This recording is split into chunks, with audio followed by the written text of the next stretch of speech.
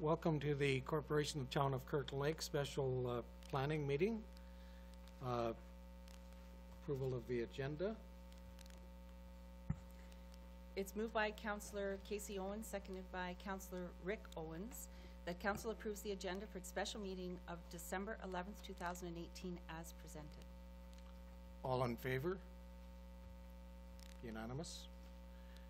Is there any declaration of pecuniary interest? None declared. Petitions and delegations. The town planner, Ashley Bilodeau.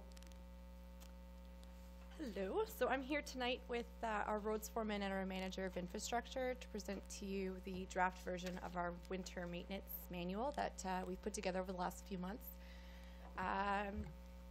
Essentially what we're trying to do is introduce the draft winter maintenance manual to the public and to council, and to hear input from the public and council on this draft, and also to address any questions related to winter maintenance, because we have received quite a few internally, and we figured we'd give them a voice at the table with council so that you can hear some of the issues that were that have been brought to our attention. So the purpose of the plan essentially is to provide a safe, reliable, efficient, and environmentally responsible winter maintenance service within the town of Kirkland Lake that's in accordance with approved level of services and accepted standards that are determined by council. The objectives itself are to define a level of service that is to be maintained, along with procedures to be followed to reduce hazards resulting from winter snow and ice, to establish priorities based on classifications of roadways and sidewalks, and to minimize the negative impacts of winter storms through a well-managed and consistent approach. So as you can imagine, there is some interfering circumstances that come into play when dealing with winter maintenance. Emergencies and safety hazards, equipment breakdowns, which are becoming a little bit more prominent now since our equipment is getting old. Snow accumulation excess of 2.5 centimeters per hour, so those are pretty significant weather events. Freezing rain or other icy conditions, traffic congestion, on-street parking, and as well as personal illnesses. So in terms of the legislation that governs this, Ontario Regulation 23902 sets out the maintenance standards for municipal highways. It came into effect in November 1st of 2002, has been updated all over the years. The most recent one that came into play was in May of 2018. The level of service for each road varies according to their classifications. So there are 6 classes that are identified by MTO. Class 1 is the highest rating and Class 6 is the lowest. It's all based on the speed and the amount of traffic that you see on a daily or an annual basis. Average daily basis. Kirkland Lake consists of Class 3, 4, and 5 roads. In terms of corporate organization, the roads foreman's responsibility is to implement this manual. He does directly report to the manager of infrastructure, who reports to the chief administrative officer, who reports to council. So if there's ever an opportunity or a time when any of the supervisors request something above and beyond or below that level of standard, the request is that it's done in writing and recorded in town records. The intent there is to make sure that our roads foreman is protected. The liability does fall on him with making sure that he's implementing this manual. So if something is happening that's above and beyond or below that level of standard, we want to see it in writing so that that then shifts the liability to someone else, not our roads foreman.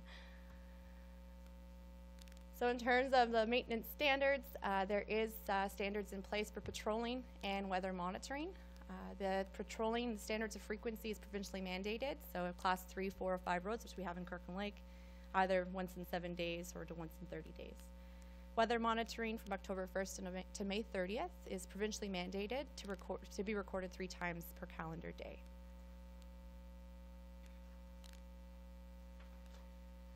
So the depth of snow accumulation is determined by performing an actual measurement, monitoring weather, or performing a visual estimate. Addressing snow accumulation is done by any of the following options: plowing, snow removal, salting, or applying abrasive materials in the roadway, which is pretty much sanding. There are 3 plow beats in Kirkland Lake with 1 grader beat to accomplish these standards. Essentially, if there's 5 centimeters of snow on the ground, the grader beat is headed out to do our Class 3 roadways. If the plows are called out, if the depth of snow accumulation is 5 centimeters and falling. So Class 5 roads get done at the same time as the Class 4 roads. So provincial requirements dictate that Class 5 roads are be done at 10 centimeters within 24 hours. So what I'm trying to highlight here is that our Class 5 roads are actually seeing a better standard than what you would see provincially wide as, the provincial mandated requirements. There's also timeframes associated with when these are actually supposed to be done by. So in Class 5 roads are within 24 hours, your Class 4 is 16 hours, and your Class 3 is 12 hours. These are the winter maintenance plowing routes, and these are, we do have these posted online as well for better visibility. But it's identifying where the greater beat goes, where the 3 plow trucks are going as well. Ice formation on roadways. So if a road's foreman determines as a result of monitoring the weather and patrolling that there is substantial probability of ice forming on the roadway, the town will treat the roadway by dispersing either salt or a combination of salt and sand. So there are provincially mandated time frames where this needs to get done. So within 16 hours for Class 3 roads, 24 hours for Class 4 and Class 5 roads. So this is just the salting routes that we have established, and the winter sanding routes. So this is regular weather conditions. If it was an extremely significant event, we would be sanding all of the streets within Kirkland Lake. Snow poles, this is including the removal of snow, and this will take place taking into account public safety, snow storage capability, emergency access routes, street parking requirements, vehicle and pedestrian volumes, and the parking lot capacities. Minimum lane width of 3 meters is provincially mandated and must be maintained, so snow poles are typically scheduled when that lane width is compromised. There are no set standards in terms of the actual height of snowbanks as to when poles will occur, and it's usually done at the foreman's discretion. We are proposing that this be advertised on the radio and online when they are to occur to notify the public. So this is the typical areas that we do snow removal. There are intersections that if they are getting bad as well, we'll go in and maintain those intersections as well. Scarifying, there are no set standards as to when this occurs. It is done on an as-needed basis and subject to the discretion of the roads foreman. Again, we'd like to advertise on the radio and online just to make people aware that this is occurring, and it just gives them a heads up to try and pull vehicles off the road if possible, and be a little bit more diligent on what their activities are that day. So with everything, there's always those odd times where we will get a significant weather event. So this is conditions that may occur which temporarily prevent achieving the level of service as detailed in this document. In such cases, attempts will be made to keep roadways as clear as possible by utilizing all maintenance equipment at maximum efficiency. So operations will continue until the prescribed level of service is achieved, which are identified in this plan. The municipalities to declare a significant weather event via the radio and online, and you can end the significant weather event when the municipality has addressed the snow accumulation or ice on the roadway in accordance with the standards. So sidewalks, this is one of the additions that was brought into effect in May of this year. So they didn't have provincially mandated requirements for sidewalks prior to this. Not all sidewalks in the town of Kirkland Lake receive snow control services. These are depicted by council. So if you wanted to add some, take some out, that's up to council to decide. We do conduct repetitive monitoring and sanding of the sidewalks between plowing. Sidewalks are plowed only after the snow accumulation exceeds 5 centimeters, which is better than the provincial standard of 8. So we typically send this out when the grader goes out. All sidewalks must be plowed within 4 to 8 hours of snowfall or being aware of icy conditions, and must be maintained to a width of 1 meter. So this is just depicting the sidewalk snow removal that we have, or snow plowing that we've essentially adopted in the past. So this has been carried through for the years. We also, for municipal parking lots, they're to be plowed and sanded at the same time as plowing beats. Additional sand salt applications may be required and are done so at the discretion of maintenance managers and roads foremen. Snow piling should be done in an orderly fashion in designated areas. So responsibility of residents. We did want to put a slide in here about plow safety. We wanted to make sure that people are aware that they needed to be patient and keep a safe distance from plow trucks. Plows are wider than the average vehicle with large blades that often extend into neighboring lanes and often drive in center lanes. It's best not to drive beside snow plows. And sure, if you've been behind a snow plow, you know that even at reduced speeds, a small amount of snow forms a cloud, which severely restricts the driver's visibility, making passing very difficult.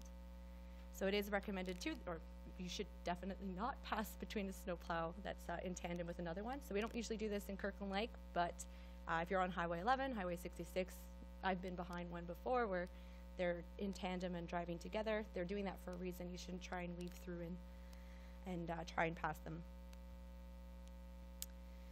Garbage and recycling bins. This was an area where we felt we needed to bring, we needed to address it at tonight's meeting, and likely it will be, there will be circumstances where we won't be able to address every single one tonight, but if there are further concerns after I'm done going through this, or inquiries where these don't make sense, it's probably best to speak to our waste management division.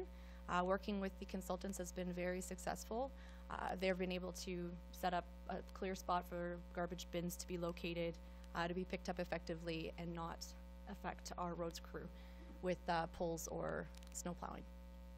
So the rule of thumb is that you locate bins as close to the road as possible in your own driveway, and should the property not have a driveway, a cleared path on the boulevard is considered acceptable. The property owner is responsible for the maintenance of that cleared path. We also suggest that residents remove their bins as soon as possible after collection has been completed. And I did want to mention that we are working pretty diligently with our WRC for the snow pulls. And we know we have a couple scheduled this week, and we've actually made arrangements with Eric, the manager, to be picking up the night before to get them off the street and then pick up again in the morning to try and alleviate some of the stress that they're going to deal with those being placed in the wrong spot while they're doing the pull. So it's a good working relationship right now. In terms of bylaw enforcement, there are 3 bylaws that come into play that sort of affect our winter maintenance activities. There's the parking bylaw itself, which suggests that residents should refrain from parking on boulevards and sidewalks, as it inhibits staff from being able to implement this plan. There's the winter parking bylaw, which is in effect from November 1st, April 15th, which states that you are not allowed to park overnight. This is to expedite and effectively maintain the streets. Vehicles can be ticketed and towed at the owner expense. There's also the snow bylaw, which tells you that you can't put your snow on another person's property or municipal property. This is something that you can be charged for. Everyone is responsible for maintaining and removing their own snow. So how can you help? We are recommending that complaints be directed to the roads department, but only if the minimum standard is not being maintained within the specified time frame. So class 3 roads, like we said, was 12 hours. There's 18 hours for class 4 and 5. There's 48 hours for sidewalks. I think it'd be beneficial if people gave us the opportunity to fix those issues within that allotted time frame, and then if it hasn't been cleared within that time frame, then please proceed to call us and we'll try to address the issue. We also have to recognize that all recognize that all plow beats have been determined based on criteria and availability of resources. So any requests for additional plow beats or sidewalks to be maintained, again, that has to be a decision that's made by council. So the last thing I wanted to emphasize was property damage. We are responsible for the repair of any plow damage to the roadway or grass boulevards. We are hoping that you have that reported before June 1st so that we can schedule the work within the summer period. We do want to emphasize that damage to trees or shrubs, bushes, landscaping materials, decorative rocks, retaining walls, lawn or landscaping irrigation systems that are located within the town's right-of-way, so within that boulevard, is the responsibility of the property owner to repair it. The boulevards are used for snow purposes, so it's probably not a good idea to locate anything of value within that area. So TKL does not repair or replace saw damage due to the application of sand or salt. So at this point, I do have Dawn and Steve here, so our manager of infrastructure and the roads foreman here to answer any questions. We also are here to address any concerns or questions from the audience as well. If anybody from the audience would like to speak, please state your name and your address.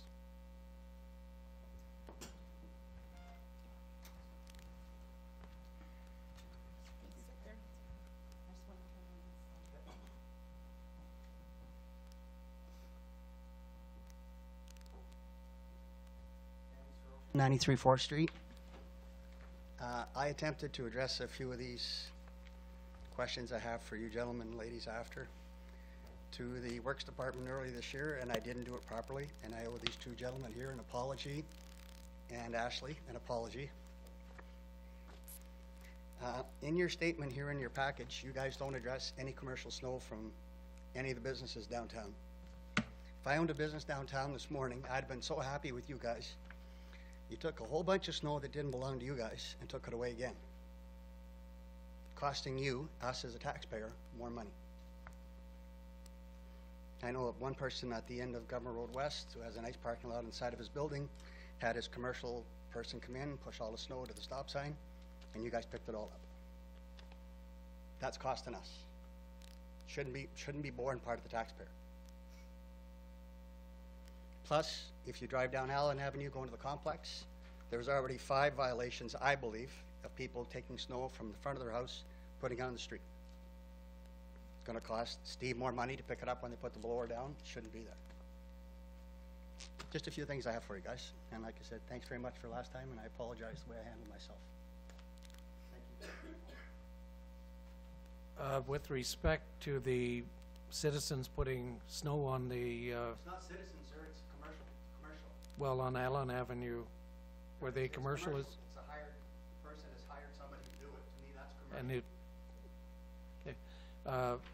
Unfortunately, we still don't have a bylaw enforcement officer to enforce that. It has been an issue for a while, I must admit. We try and be fair, give them a warning, and to stop it, and it usually does work. Wilf, would you care to comment? Actually, it's something that was raised actually by our roads crew as well as a concern that they would like to have addressed, and I think it is something that we do have to address. The OPP have been good. Some of the businesses that are doing that, once they're told, they reform for a short while at least, but we do need to get a little bit more than that, and it is unfortunate we don't have a bylaw enforcement person right now.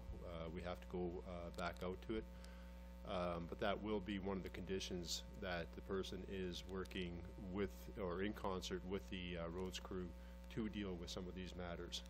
And honestly, one of the reasons we brought all this forward to council was that in the past, the roads crew were working at a disadvantage. They were pulled in different directions at different times. The work couldn't be done the way it was supposed to. Some things like that were allowed. Reality is we have to get back to the snow removal that we were doing in the past, and which we were, I think, rightfully proud of. This is pushing that reset button and dealing with the businesses or contractors that are doing that is part of that.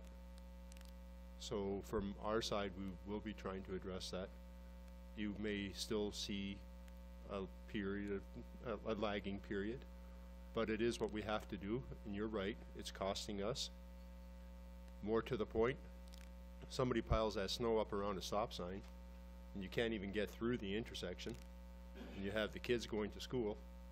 So I would like to see anybody who can try to justify doing that, and then when they want to justify it, they can explain it to the enforcement officer who's writing the ticket, because I'm sure that he'll listen. Just generally speaking, I know it's early, but we don't usually get too many compliments about snow plowing and removal. But so far, there have been several positive comments, and I know a lot of work went into putting this plan together. And as Wilf said, I think we are getting back to the basics. It always worked in the past. Last year was not a good year. We're the first one to admit that. But I think we're off to a good start, and there's some tweaking to do. But Ed? Ed Duchesne, 34 Rowan Avenue. Wilf, there's this comment where you said about going, hit the reset button for snow removal. Well, I worked for the town of Kirkland Lake many years ago, and we only had 6-wheelers and tandems back then. And there's one thing that irks me something fierce is when the snow blower is sitting in the shop for nothing, and they're out loading trucks with a loader. We have 3 flagmen, so that's 3 pickups, sitting there, and a lot of time there's 2 tandems that are hauling. So there's 3 guys that sit there and they wait for 1 truck to come down. That truck gets loaded and he takes off to the dump. Then he waits again for the next one to come. Why don't we put the snow blower out there and take that off the banks like we used to? Because right now they're running on the wrong side of the trucks to start with. The blower should always be on the driver's side of the truck, so they could, or on the opposite side, I should say, so they can see what's going on, and so that they're using 3/4 of the blower, not 1/4 of it. We used to move more snow in less time than what they do now. And every time we went out on the back roads, we never closed the street down. Never. We just went up and we did it properly. We had a loader behind that would come and clean up right behind so the cars could park in there properly. You go there now, they don't have a loader, and if they do, they don't know how to run it because there's still that much snow for the car to park in there, which is unreal. So we're wasting our money just putting the guys out there for nothing. I'm old school. We've learned how to do this. Why we changed something that wasn't broke, I'll never understand. Why we need so many pickups, I'll never understand. If a guy has to go to the washroom, it's cheaper to jump in one of the town trucks and take him up than it is to have that pickup sit there and running all day, all night. We never had one. We used to be a 3-man crew. And what used to happen is 2 guys would be out, one at the front, guiding the truck, one at the back, guiding the traffic. The guy that was at the front would just watch the traffic go by him because he doesn't have to worry about that. He's on the right side of the road. The other guy was sitting in the truck getting warm. They had a 2-load rotation. If the guy had to go to the washroom, he went to the dump. What is it to pull it out and go to the dump? You don't need to go up to the, you don't need to go up there. And if you do, get a washroom at each dump. Furthermore, when it comes to coffee time is 15 minutes from the time you leave your job till the time you get back to work. It's not like that. The guys take off at 9 o'clock. You come back at 20 to 10. How much you pay in your trucks an hour? Trucks get the same thing. They don't stop for coffee break. That goes tick, tick, tick, tick, tick, tick, tick, tick. I see 6, 7, 8, 9 tandems sitting there, or triaxles, sitting there getting paid. How much are we paying them for idle time? If you guys want to save money, look at your operations where it helps. If you need guidance, I'll come down and help you. That's not a problem. Like I said, we worked the old days. And you know what? Before they had that, they used to have a conveyor belt with chains that used to pick up the snow. And they did a better job than they're doing now. So let's not get up in the air and say, oh, Jesus, we're doing a good job. Because, boys, you might be doing a good job, but it's costing us 3 times as much. Thank you.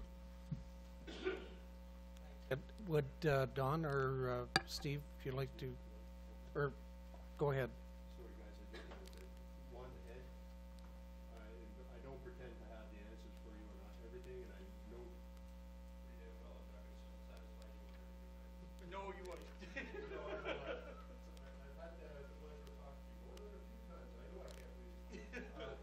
But I do want to address it from sort of a macro level before I have to go there.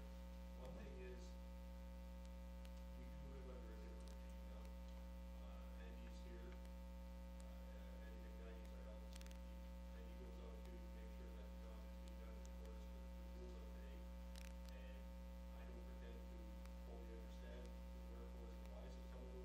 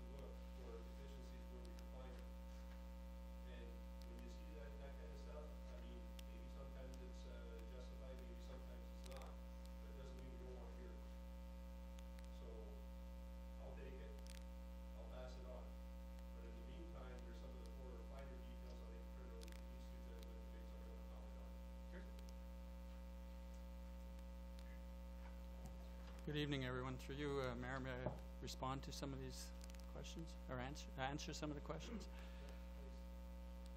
First and foremost, the blower does not sit parked. The only time it is parked is when it's broken down and we have a hard time getting parts for it. So we do get that blower out. We were walking a blower on the curbs, following the curb lines and stuff. We're advised not to do that with the blower. So this year we won't be doing it because the blower is getting a lot older. There was another comment about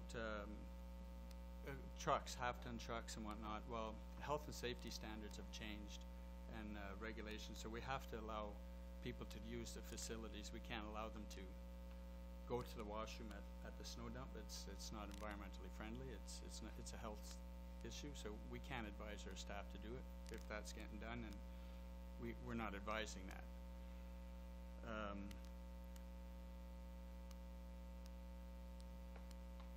Trucks, yeah, like you mentioned that the trucks are to be loaded on the passenger side of the vehicle. We feel, and what was done in the past, that the vehicle, the truck driver is alongside the blower so that he can actually see face to face, see the operator, and have better communications in that factor of loading the vehicles. And again, some areas when we load, we want to go easy on our equipment because again it's aging, so we don't take as much material in order to protect the equipment as well. I'm not sure, Steve, if there's anything else you could add that I might be missing. Through you, your worship, to the gentleman that asked made the comments. Again, just to reiterate, he mentioned that there are 7, 8, and 9 trucks that sit idle. Since I started some 11 years ago, I do not hire any more than 6 triaxles. Never have. It used to be 8 tandems, but if you do the volume calculation, it's pretty similar using 6 triaxles, and that's what I've done. There's jobs, mostly haul jobs are done in what they call cycles. And right now, with the blower system the way it is, if all goes well, 6 triaxles give you a 3-minute cycle. So every 3 minutes, one of those tandems is hitting the snow dump. That's reasonably efficient, as it takes 1.5 minutes to fill it with that blower. If everything's running right, there's the right amount of snow and traffic and all the other items that come up during snow removal. But as far as 8 and 9 and 10 trucks sitting there, there are 7 trucks, 8 and 9 trucks, my mistake. I want to quote Mr. Duchesne properly. Never happened. The other thing about going to the washroom at the snow dump, any gentleman that was caught by an officer or a peace officer could be charged for exposing himself in public. I, as a supervisor, cannot ask a worker to do that and will not. It doesn't matter how much time it saves or how much gas it saves. I can't ask a worker to do something that's illegal. As far as some of the other items, it's definitely a different system that we use. To use an example for the blower, the way we do it is different than the way they do it in Quebec, but we found that going with traffic makes it more efficient as far as public safety is concerned, because should somebody not listen to the flag people, they simply get stuck in the line and the snow removal carries on with them stuck in between. That's one of the major factors of it. As far as cleaning up, we have some newer operators on staff, and they're getting their, how should I say, their feet wet, and will be becoming more efficient as time goes by. And I think I've addressed most of what Mr. Duchesne had mentioned. Thank you. Thanks, Steve. Ed, just a comment. Yeah, I didn't say we reached perfection yet, but we have improved. In the past, all we heard were complaints, and I don't want to discourage these folks. I think they're off to a good start. We'll make adjustments like like Steve said, along the way, and if we can improve upon it, we certainly will. But so far, I'd have to give you more than passing marks, put it that way. Any other comments from, go ahead. My name is Gail Mullins. I live on Athenia Boulevard in Swastika. My concern is the removal of snow on the sidewalk under the bridge. I must say that so far this year, it's been very good. I haven't had to call town, the Works Department, once yet. It's a safety issue. The traffic, people, post office is on one side. The bulk of the population is on the other side. Just to get to the post office, you have to use that bridge. In the past, I was told it would be cleaned every day. Sadly, that didn't happen. This year has been very good so far. I just want to know what I can expect for daily use of that bridge. Thank you.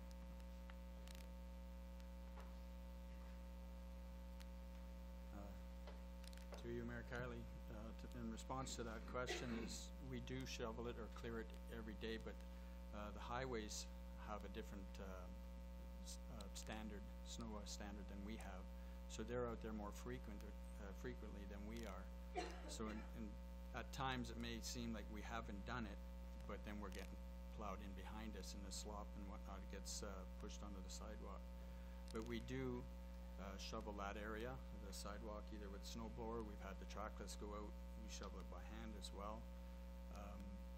And again, it gets plowed in behind us at times. It is also the last area in town that gets completed. We do the priorities in town and work our way out to the Swastika sidewalk. Thank you. Councillor Evanoff, you had your hand up earlier. I did. I have a complaint from one of the bar owners downtown that the bylaw saying no overnight parking means they're open till 3 o'clock in the morning, and there's some of their patrons. It's not. It's on government road. Are getting tickets after midnight. I'm not sure if they can use a little more discretion around businesses that are still operating after the midnight hour, which is the bars. Of course, that's the Viennas and the Franklin.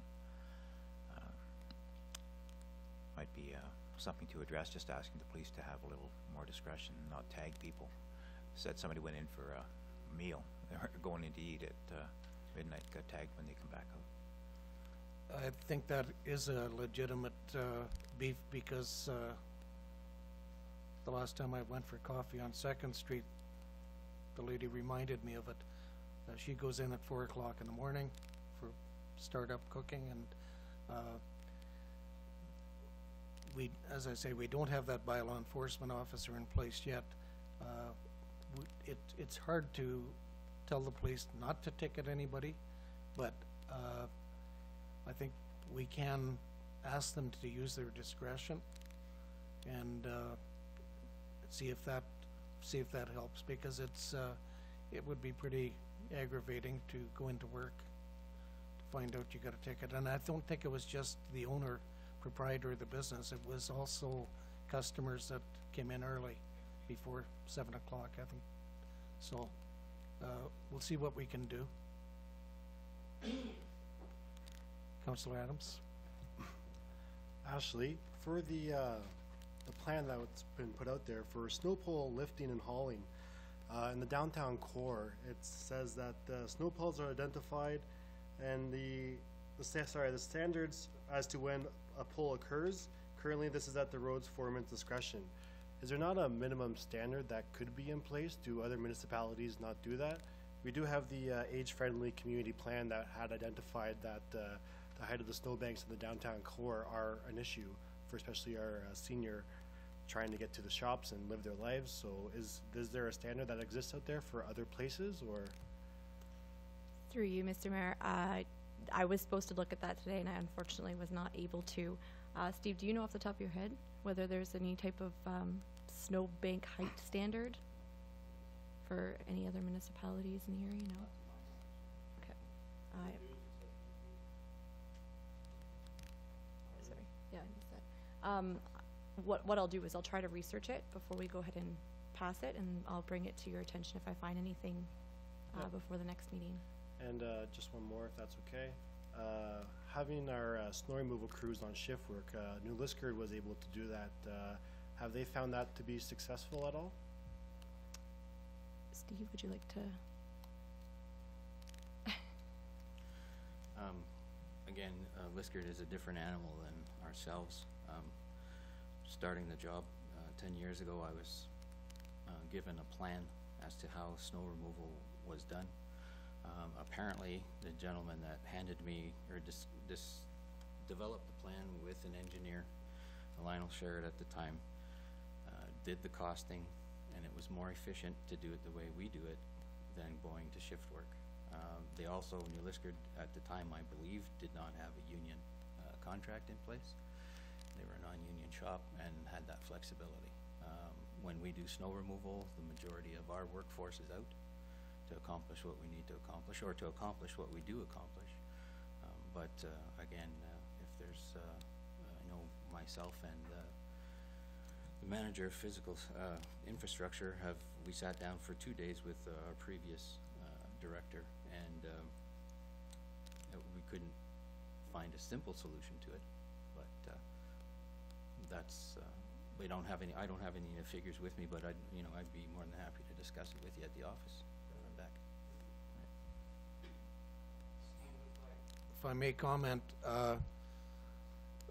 the previous director of physical services, I guess it's 2 years ago, did contract out some of the snow plowing and snow removal, I believe, and part of it was Swastika and some in Shapey.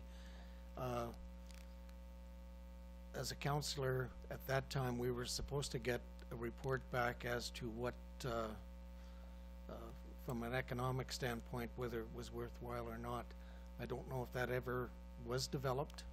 That gentleman's not with us anymore, as we know, but it might be worth checking. That might help eliminate some of the overtime. We don't really know, but we never did get an answer, so I think it's something that we do have to look at from an economic standpoint. So if you can, see if there's any report around. Thank you. Councillor Owens? Actually, in some spots it says at the discretion of maintenance managers and road foremen, and a lot of other ones it's just road foremans. Is there any way to standardize that where it says maintenance managers and foremen in every spot? The reason it says maintenance managers in the parking lots, this is as referring to the sports complex. So we have maintenance managers at TPR and at the sports complex that would then call us if there's issues with their parking lots not being sanded appropriately or plowing needs to be done again. So that's the only section that they would be actually coming into play to say that they're going to delegate any type of snow activity to take place. So that's So that means the whole town's always at the discretion of the road foreman. He's not accountable. There's not. So it's at the discretion of the roads foreman, but we also have the corporate organization that says that that person also reports to the manager of infrastructure, the chief administrative officer, and council. At any point, those three people can get involved. What we're asking is that whoever is getting involved and whoever is delegating that task to be done, if it's not in compliance with this plan, that it be written in writing and be brought to council's attention that this is what happened. Okay. Councillor Owens? I'm almost afraid to say what I'm going to say because I'm sure there's a lot of people in the audience aren't going to like me, but that's okay. I've never backed down from saying things. First off, Eugene, when back in the old days at the Northern News, when we still had company cars, as employees, we had to park on the street, and we were often at work past midnight. And I don't recall one of us. We were concerned about it. We'd go up and look out the window.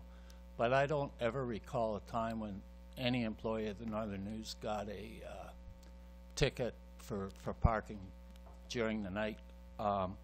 So I know in the past, discretion has been used, and I would think it would be appropriate if our mayor approached the staff sergeant and asked if some discretion could be used on that case. In terms of health and safety, I think the town has made a lot of strides forward.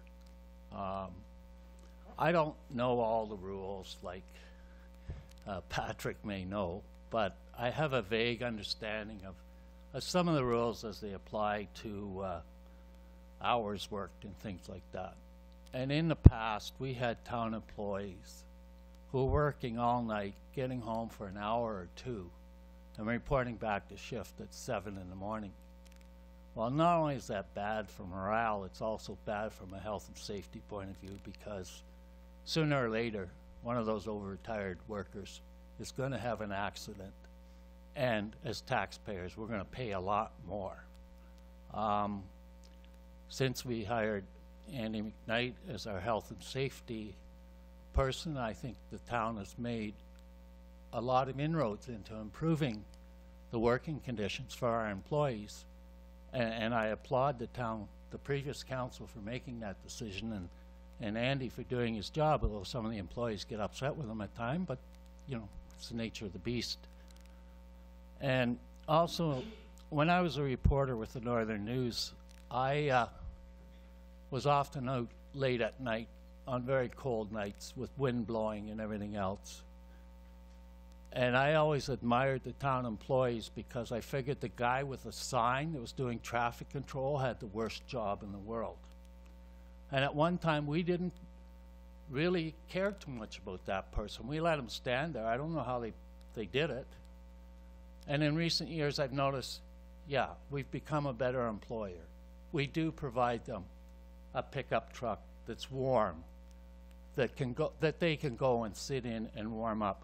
Now, I think that's the type of employer that the citizens of Kirkland Lake would want and should be proud of. It may cost us a few dollars in the short term, but one accident, one case going to the Ministry of Labor, and you're going to be spending a lot more money on that. But the big thing is you keep the morale of the employees up. You get better production. When you get better production, you get better snow removal. And finally, this has been a concern of mine for many years.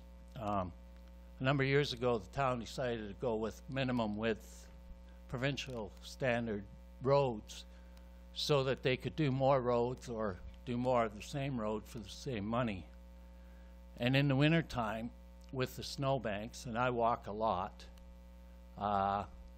those side streets, based on volume of traffic, get done probably, well, I think mine gets done more often than normal, than what the numbers would indicate. And I'm glad that safety was included in that one section, because there is a real safety problem on those side streets. If you take a street like 2nd Street, which volume-wise gets done, I think it's the second tier, it can accommodate a lot more snow before it interferes with the flow of traffic than a street like 3rd or 4th or 5th.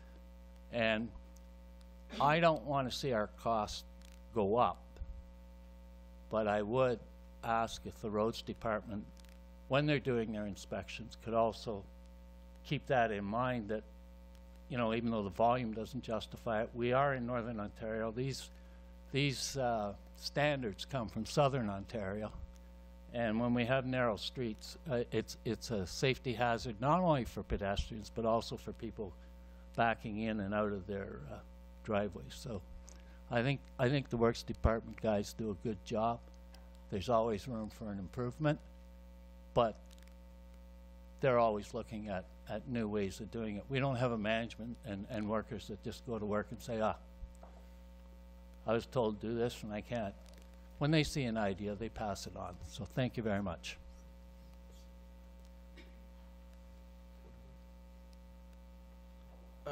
Rick, just a comment further about the ticketing needs.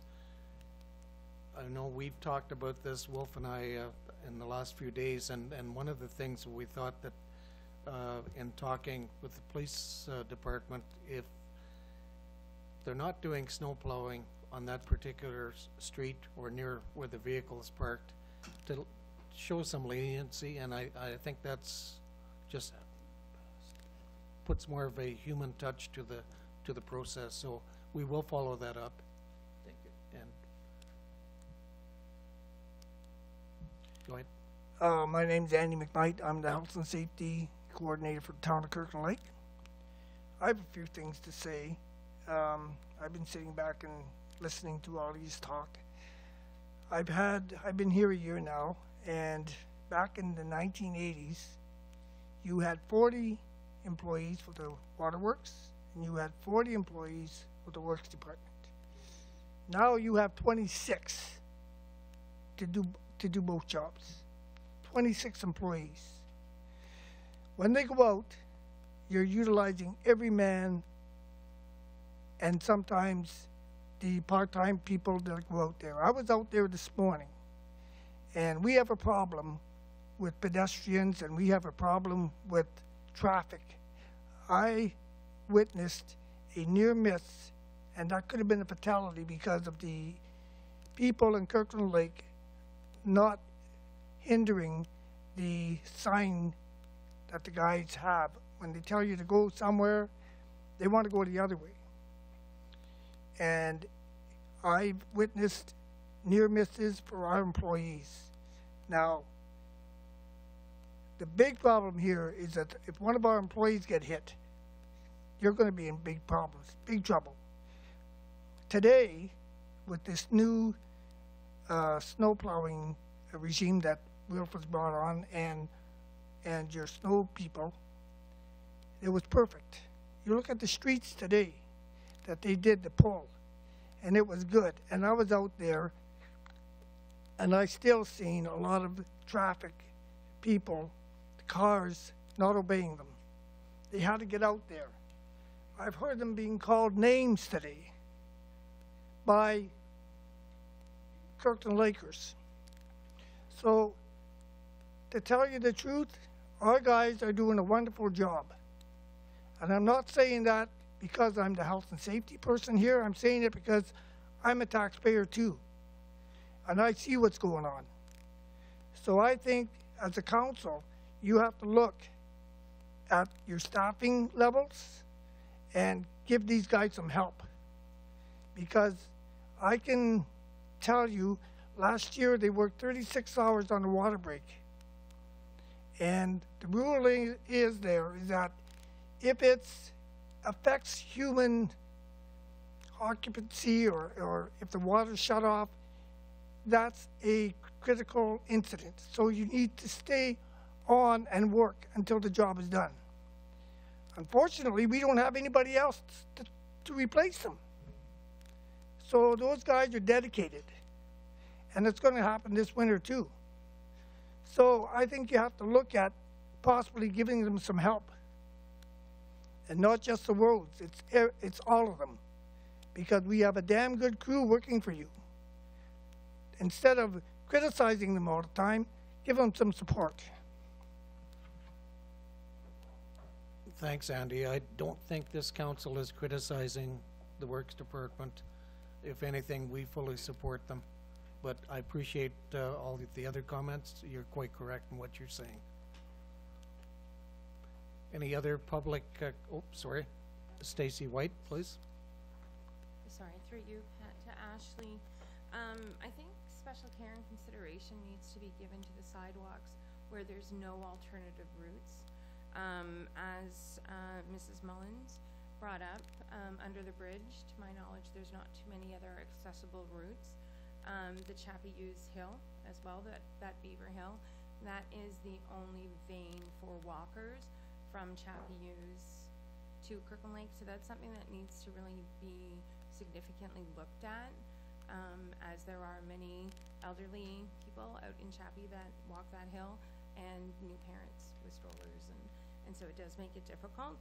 So on routes where there is no alternative route into town, that should be given special consideration. And my question is, what are the scope of the fines if somebody is contravening the snow bylaw? Through you, your worship, I'm pretty sure the snow bylaw works on charges. And there is no short form ticketing, is there? I'm trying to think. I know that we have the rights to bring them to court under the Provincial Offences Act, and the charges to be laid are determined by the court, I'm pretty sure. But I can look into that and get back to you. Any other comments from council or from the public? Mike, please identify yourself. Mike Romaine, 876 Governor Road West. It's neat that Stacy commented on that, because I thought about the same thing today, just now. Last night, coming into Kirkland Lake, come up over top of Beaver Hill, and I seen 4 people walking on the road, all with strollers, at 7:30 last night, because they couldn't push the strollers on the sidewalk. I actually slowed down and asked what the heck they were doing, and that's what they said. So that was a good point, Stacy. Also, it was nice to see them pulling from Chappie Hughes last night, as Chappie Hughes gets very narrow very quickly, and it was very nice to see that. As for the parking tickets, with our guys working shift work, some guys are getting home at 2:30 in the morning, 3 o'clock. Sometimes want to have a friend over for half an hour, 45 minutes, maybe an hour, and they're getting tickets at that time. A couple days ago, I dropped one of the guys off from the concrete plant at 12:15, and I went into his house, talked to him for half an hour. I come outside, it was 10 to 1, and I had a ticket on my truck. They weren't doing snow removal, and it was still there. And when I got the ticket, I looked on my phone. My ex-wife that owns a Franklin asked me what's going on with the parking tickets. And someone outside her bar received a parking ticket 4 minutes after I received mine. I think we have to help our businesses. It's hard enough go for them, especially late at night. And if guys are there, whether they bring their wives or friends to drive them home, if that vehicle's outside a business downtown, I don't think we should be ticketing them until that business is closed. After the business is closed, if it's still there, absolutely. Get it out of the way, even if you have to tow it. But that's just my thoughts on that. Thank you. Thanks, Mike. I agree. I think there is room for some leniency.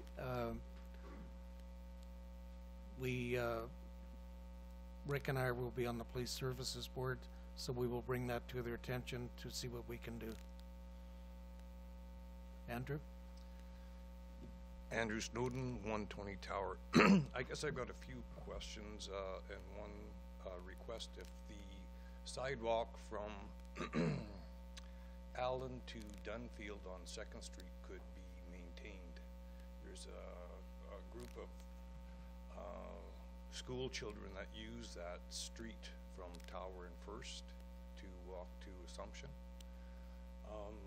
The second question I have is when it's a real mild day and the streets get really chewed up and there's about 2 or 3 inches of that soft snow, instead of people going home at 4 o'clock, could they not stay and grade those soft spots in the street instead of coming back at 2 in the morning? It seems like you wait till it's all frozen and then try to move it.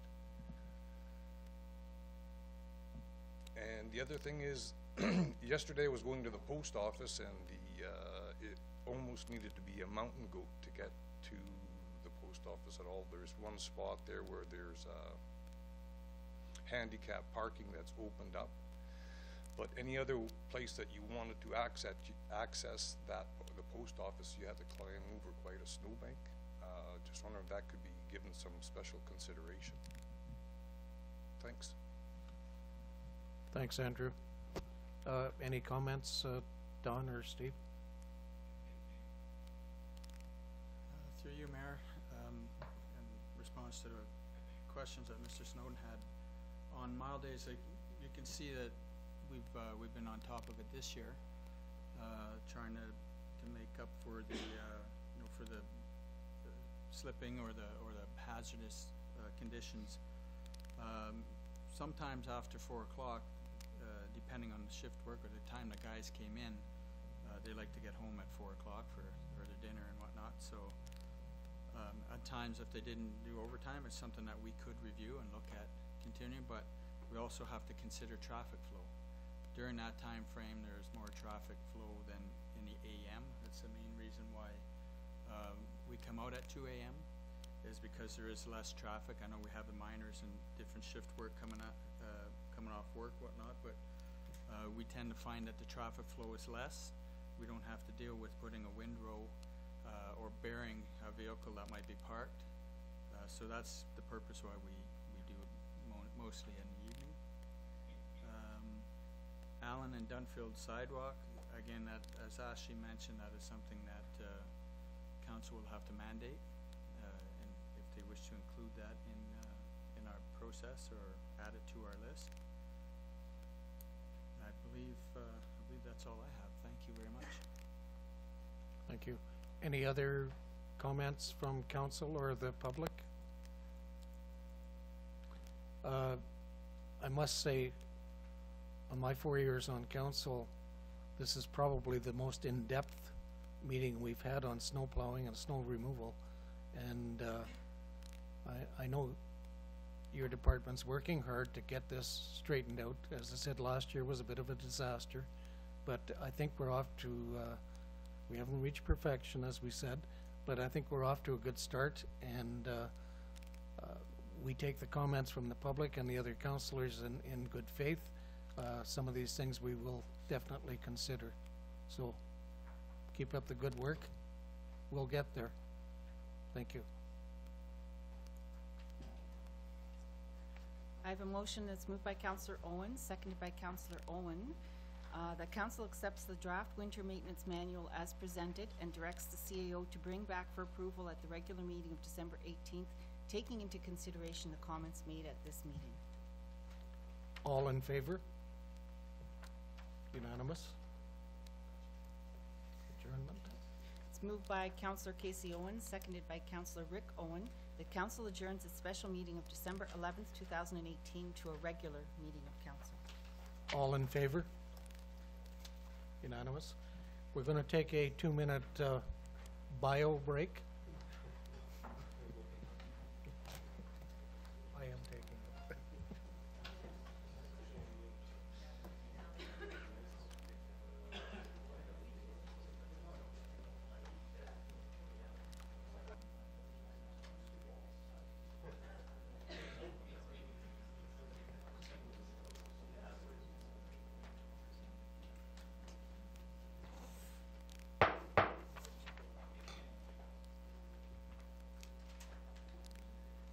Welcome to the Corporation of the Town of Kirk Lake General Meeting of Council of December the 11th, 2018. First, some notices. At its meeting of December the 18th, we will consider bylaws to set the 2019 user fees. Secondly, sell land on Archer Drive to Union Gas. And very positive announcement, the dance studio demolition will happen tomorrow. Duncan Avenue will be closed up to the corner until about 5 o'clock, I believe. That's welcome news to get rid of that eyesore.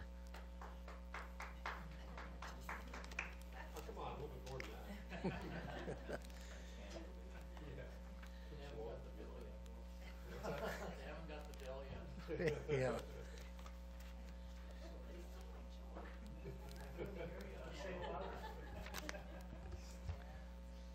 Okay, if we can have a moment of silence, please.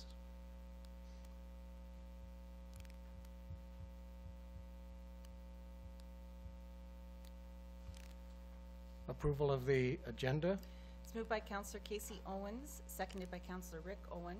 The council approves the agenda for its regular meeting of December 11th, 2018 as presented. All in favor? Unanimous.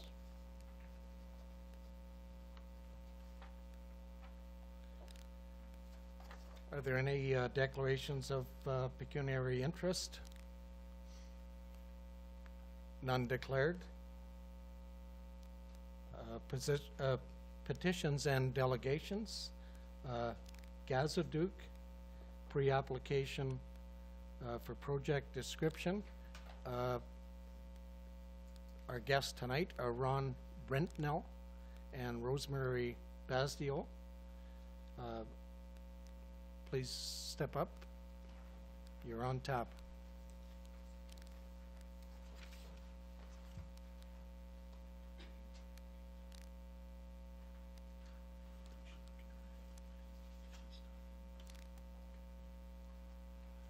Thank you, Mr. Mayor, Councilman. Got it right? Is it on? Yeah. I've never been accused of being quiet. Thank you, Mr. Mayor, council members. I very much appreciate the opportunity to come tonight and talk about the Gazoduke project. It will be a very brief overview. This is going to be the first of many discussions we will have with the town of Kirkland Lake and with the communities around the proposed gas transmission line. We call it Gazoduke. That's French for natural gas pipeline, gas pipe. Very quickly, what I'll do is give you a high level, what is proposing, why we're proposing it, who we are, where we're proposing to study for the project, and then most importantly to get feedback on the process we're proposing as we go forward, because that's the most important thing. This is all about dialogue. This is step one for dialogue regarding the Gazoduke. So maybe on slide 5, please, Rosemary. At a very high level, what are we proposing? We're proposing, as I said, a gazoduke that runs from Raymore here in Ontario, in northern Ontario, up to Saguenay, Quebec. It will be about 750 kilometers long. In total, the estimated capital cost for the project is about $4.5 billion, so a very significant project. Here in northern Ontario, that will represent about 10% of that, so we plan to spend somewhere in the order of between $400 million and $500 million here in Ontario, in northern Ontario. And then ultimately, the natural gas will be transported to a proposed project in Saguenay, a new LNG, that's a liquefied natural gas project proposed in Saguenay, Quebec. Slide 6, please. Why is this being proposed? The reason that we're proposing the Gazoduke is to supply the LNG plant. Why is the LNG plant being proposed? It's going to be the greenest LNG plant in the world. So they're going to use Quebec-based hydropower to produce the LNG. This will make this the greenest project in the planet for LNG. The plan is then to displace oil and coal in Europe and in Asia. So overall, the goal is to turn this into a project that is good for Canada, good for the planet, and to offset greenhouse gases by displacing coal and oil. We can displace 52% of the CO2 and about 98% of the NOx and SOx. So overall, the goal is to produce a very green project, and what Gazoduke will be the link between the gas supply and the plant itself in Saguenay, Quebec. And please stop, because I should have mentioned that before. This is meant to be interactive. If you have questions, you feel free to ask me before at the end. On slide 8, please. Who are we? Basically, we're a team, small team of experts that have been in the business for a number of years. I personally started in the natural gas business in southwestern Ontario, working for Union Gas. So you mentioned it tonight, I think, somewhere about Union Gas was doing something here in town. I've been doing gas transmission pipelines for a number of years, and the team as well has been lots of experience. Several have been projects here in Canada and around the world. The proponents have developed projects.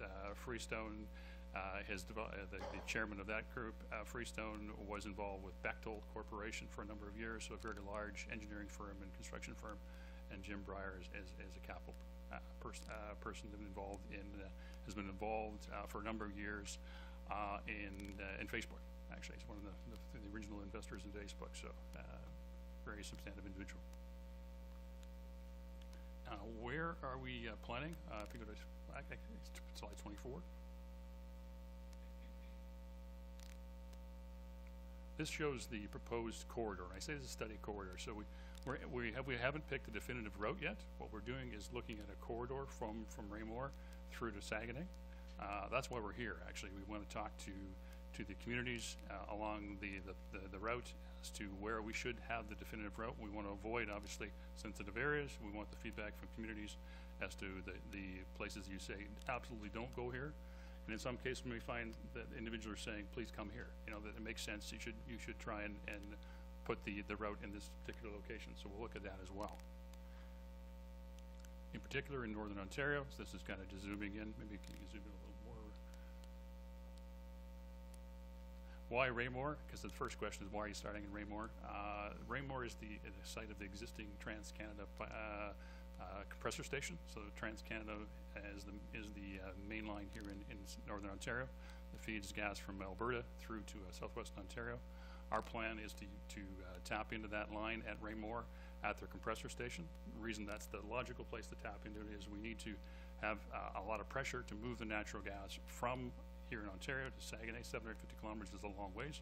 So we will be installing compressor stations along the route to increase the pressure and move the natural gas from here onto the proposed LNG plant in Saguenay, Quebec.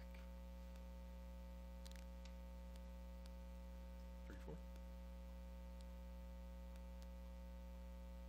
You know what? That's pretty hard to read from here. Let's go back to the previous slide. There we go. So what we're proposing is essentially a 5-stage process. This is stage 1. This is phase 1.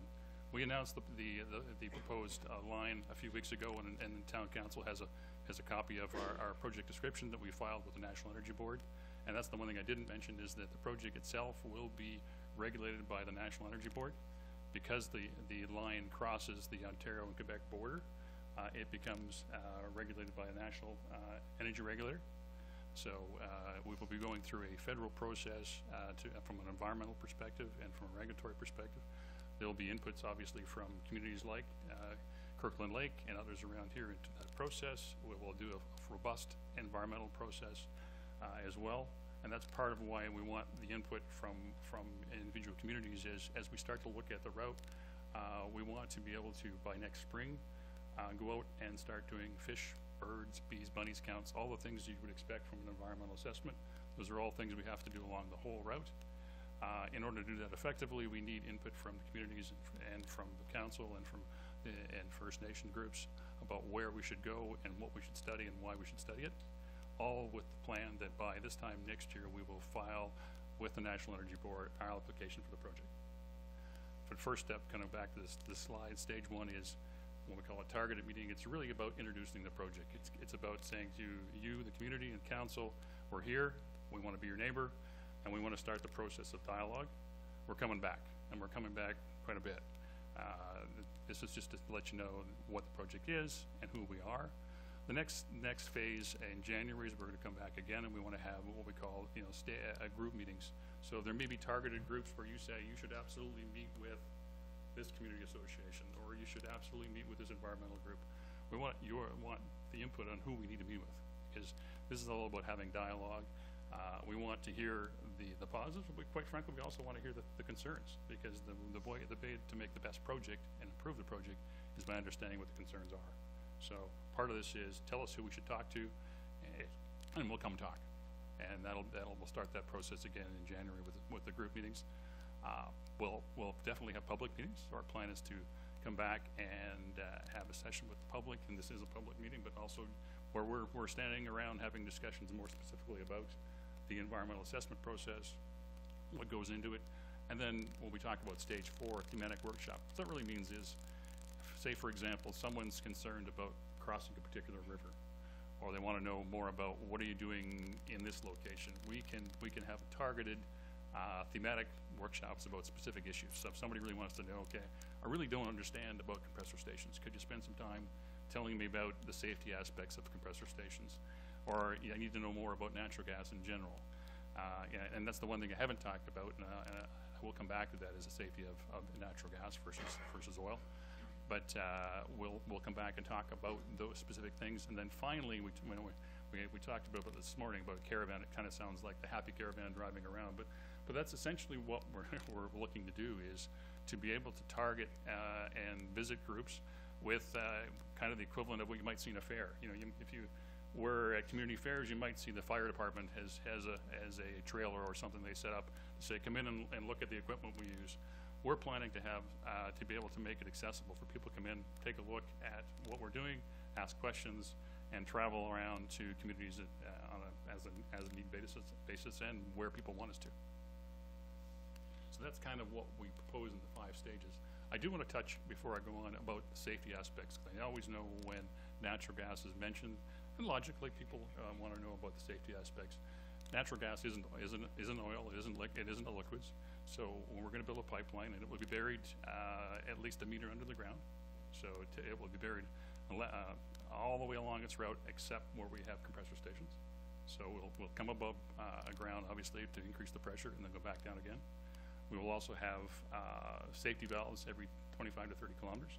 So if there is an incident, we can shut the pipeline off, shut the line off. And then ultimately, if there is an incident, and there shouldn't be, but if there is, they're rare, natural gas isn't a liquid, it vents to the air. So unlike oil, it doesn't pool, it vents into the air, even in water. So if there happened to be a leak in water, it would vent up through the water and dissipate. And then let's go to slide 41. I already mentioned this, but the regulatory process that we go through, the communities will be involved in that as well. You'll have an opportunity to not only give us feedback, but give feedback to the regulators, and they'll encourage that. The National Energy Board will want your feedback. They'll want Crooked Link to comment on your views of the process and what the concerns are, and they'll take that all into consideration. The process will be public. The NEB here will come in the town itself and have a conversation. And with the plan, as I said before, is for us to file by this time next year. Excuse me. There's also a separate process going on in Quebec, because it's essentially 95% of the project is in Quebec. Quebec is undertaking its own environmental assessment. The Ontario Energy Board will also be involved, but because it's only a small component here in Ontario, they will really feed into the national project process rather than having their own. Maybe expand that a bit so people can see that in the audience. So overall timing, essentially we're in stage 0. It kind of shows stage 1, but really it's stage 0. It's about introducing the project, but introducing ourselves, who we are, why we're here, and ultimately what we're proposing. From here, as we mentioned before, we'll go through and we will seek your input. We want your input on who we should meet with, when we should meet, and in terms of specific groups. In terms of the process, is the process, you know, as we start to have these meetings, does it make sense? Should we change some things? That'll take place between now and April. Come April, the consultation isn't over. The consultation never ends. I mean, the reality is we're going to be your neighbors for a long, long time. The Gazoduc will be in the ground for 30, 40, 50 years. And so we will be your neighbors for a long time. We want to be good neighbors. And so we'll have continuous dialogue all the time. We will have discussions with emergency responders in terms of how we can work together, what things we can do to assist the town. But come this spring, we will then have teams in the field starting to count the birds, the bees, the bunnies. For example, one of the companies that is helping us out right now is Blue Heron. They're based in Timmins, so we want to bring in local talent to help us out as much as possible, and there'll be opportunities for jobs associated with the Gazoduc. You know, typically during construction there can be 3, 4, 5,000 jobs. They can be varied, everything from helping to build the pipeline, but also jobs associated with the project. We're going to need to house our crews. We're going to need to feed the crews. We're going to need people to help clear land. We're going to need cement in some cases for certain things. So there'll be lots of opportunities, and we want to emphasize the opportunities for the local communities. Ultimately, the goal is to have it approved by the end of, so that we can start construction in 2022 and be in operation by the end of 2024. So it'll take about 2 years to construct. We will construct both in winter and summer. Sometimes it makes more sense to actually construct in winter. If ground is swampy, it makes sense to have it frozen for us to build on.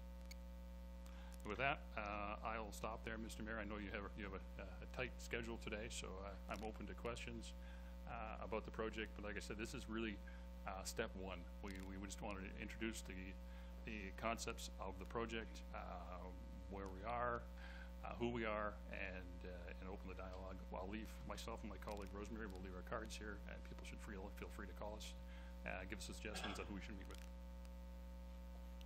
Ron, one of the things in the presentation to this afternoon that we chatted about was the end user, where this gas is going to and why it's going to Saguenay to begin with. Yeah, thank you, More Mr. of an economics thing, but I think good to know. Yeah, thank you, Mr. Mayor. Yeah, a couple of things. First and foremost, Canada is fortunate that we have a robust supply of natural gas. In fact, we have more natural gas than we can use ourselves.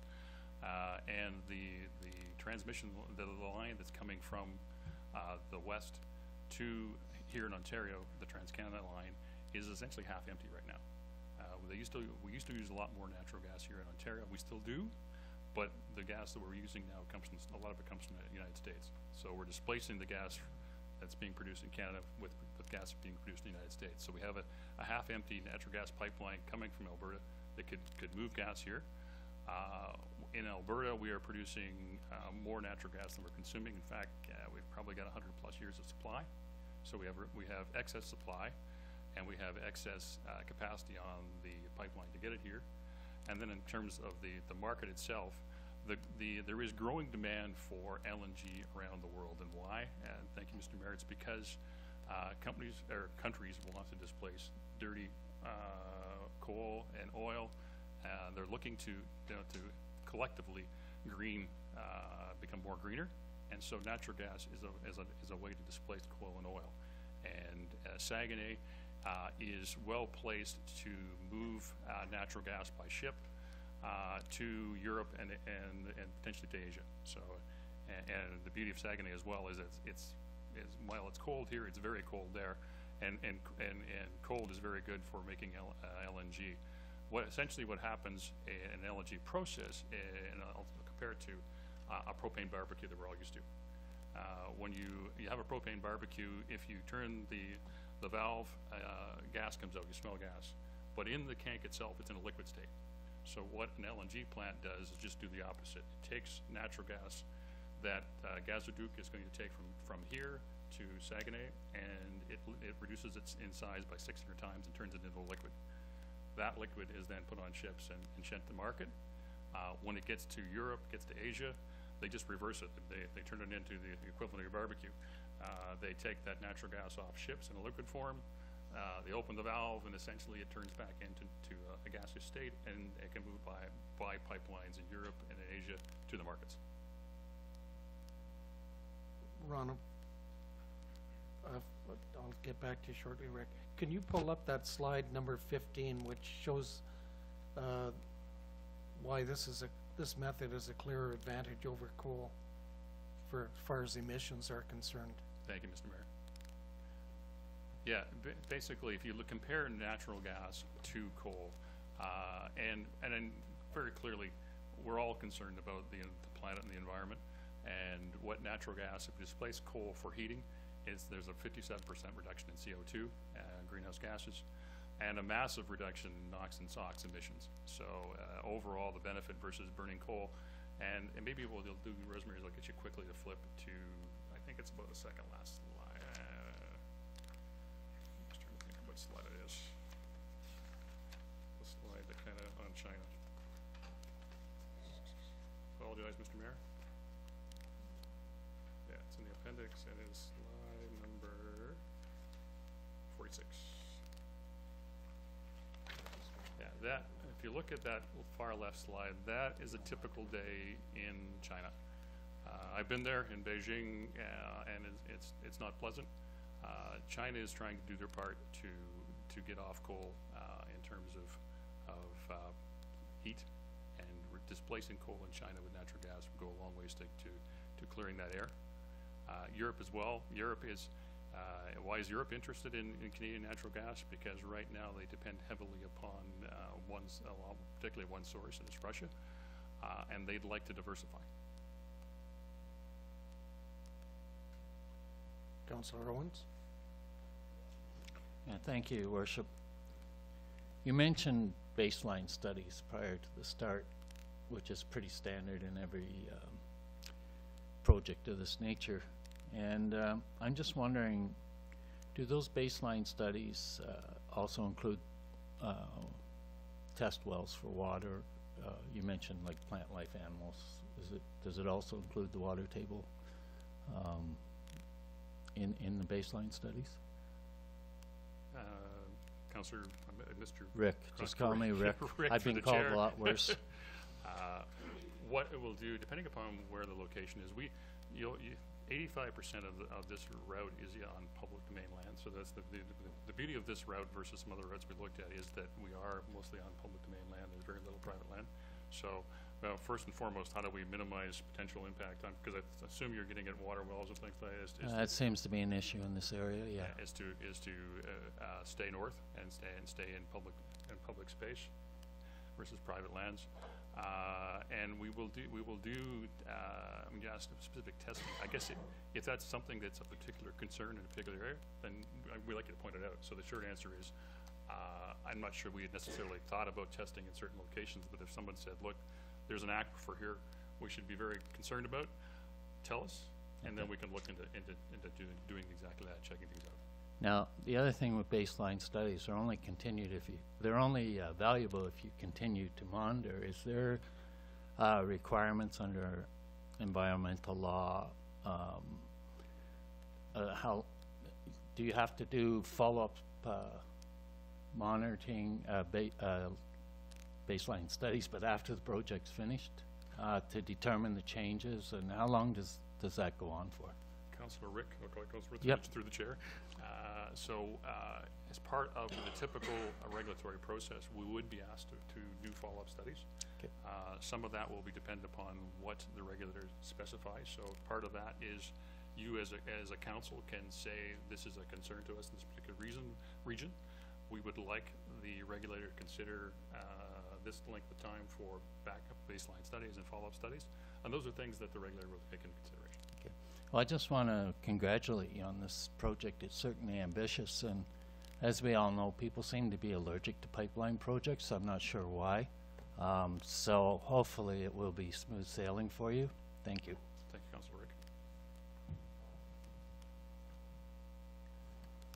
Okay, thank you, Ron and Rosemary. We'll move on to further business on the agenda. Thanks Mr. for Mayor. your presentation and good luck. Would you like us to leave business cards here, or Mr. Mayor? You or- can stay or you can leave. Yeah, we have another meeting to go to, but I just wondered if we could just give these cards. Yeah, thank you. Yep. Thank you very much. Thank you. Because I may know some associations that you don't know. Yeah. That I can forward to you. Yep. I'll just pass it along.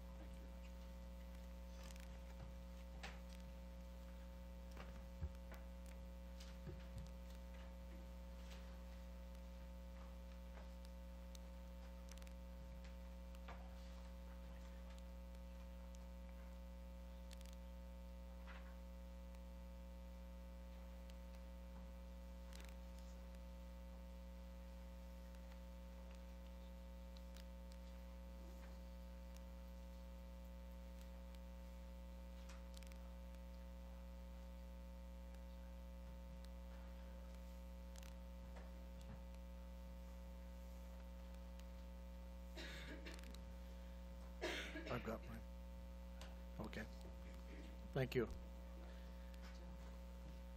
Okay, before we go on to other items on the agenda, on behalf of council, I'd like to provide the following statement. This is in regards to the rezoning of the property on Highway 112. During the rezoning application, all residents within a 120-meter radius were able to make comments regardless of whether they are residents of the municipality or not. Mr. Deschamps and Ms. Ryu attended and spoke to the council. Council voted no to the zoning change. The application was The applicant was within his rights to appeal to the Ontario Lands Planning Appeal Tribunal, which is LPAT for short, and which he did. The province approved the rezoning, which includes the use of the land for quarry purposes. Council cannot reverse a provincial order. The council's only decision now is to set the condition of the site plan control agreement. As you will hear later in the meeting, the conditions imposed are stricter than most, and they have been mutually worked on by our staff and the applicant to the benefit of the neighboring property owners. The site plan control agreement must be applied to the property. The conditions are what council will consider. The Ontario Planning Act does not state council is to accept comment from the public for site control purposes. However, I do know that staff and Mr. Caldwell have been sympathetic to the concerns of Mr. Deschamps and Madame Rioux. You will hear during the presentation by the town planner what the stricter conditions are. I would like everyone to know Kirkland Lake Town Council and staff are working on this with input from higher levels of government. We have spoken with the Office of the Ombudsman on a number of occasions throughout this process. We have spoken to the Ministry of Municipal Affairs and Housing. We have spoken to the Ministry of Natural Resources.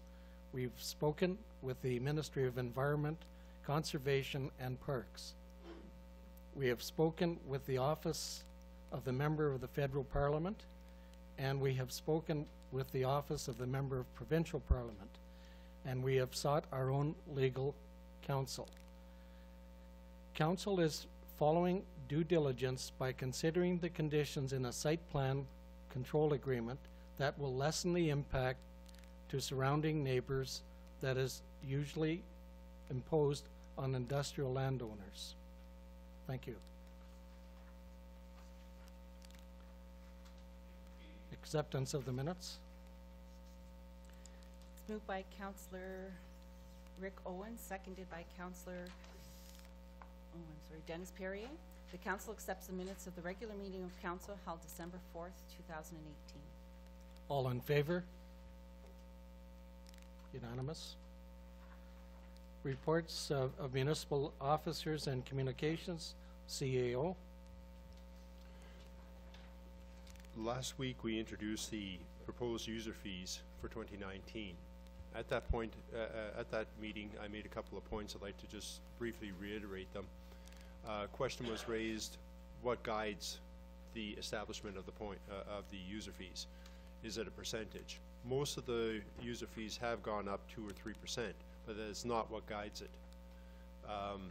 We have a mandate to provide a public service, and the managers take that into account. They take it into account very seriously. So if there's a program that is intended to benefit a segment of the population, I'm thinking, say, for example, seniors, you don't raise the fees just because you have to raise the fees. You try to keep it so that it's affordable and that the program is being used, while at the same time still being cognizant of the impact on the levy. Other factors come into play as well. In some cases, you don't raise the fees, or you lower them, or you do what has to be done in order to make the program or facility work. I'm thinking specifically of Heritage North. That sometimes comes into account. Heritage North, a few years ago, we were told, doesn't matter what, raise those fees. We did. We killed the business. People didn't come. So what we do now is we're very attuned to what other comparators are charging, as well as to what our clientele is willing to bear. That sounds kind of funny. Ask your client how much you want to pay, and adjust your fees that way. Reality is that our clientele, for the most part, is an industrial user, and they're very forthright, and they're a very good supporter of the facility. So in cases like that too, well, the interests of the municipality are better served by having people coming through the door and paying and using it than having a fee that's set and somebody not coming through the door. So there's more than just a simple consideration as to what we do and how we do it. As for this particular discussion, I'd like to open it to questions, and as needed, I will refer to the relevant managers, ask them to come up and answer those questions. If I assume that's fair, if that's okay with you. So.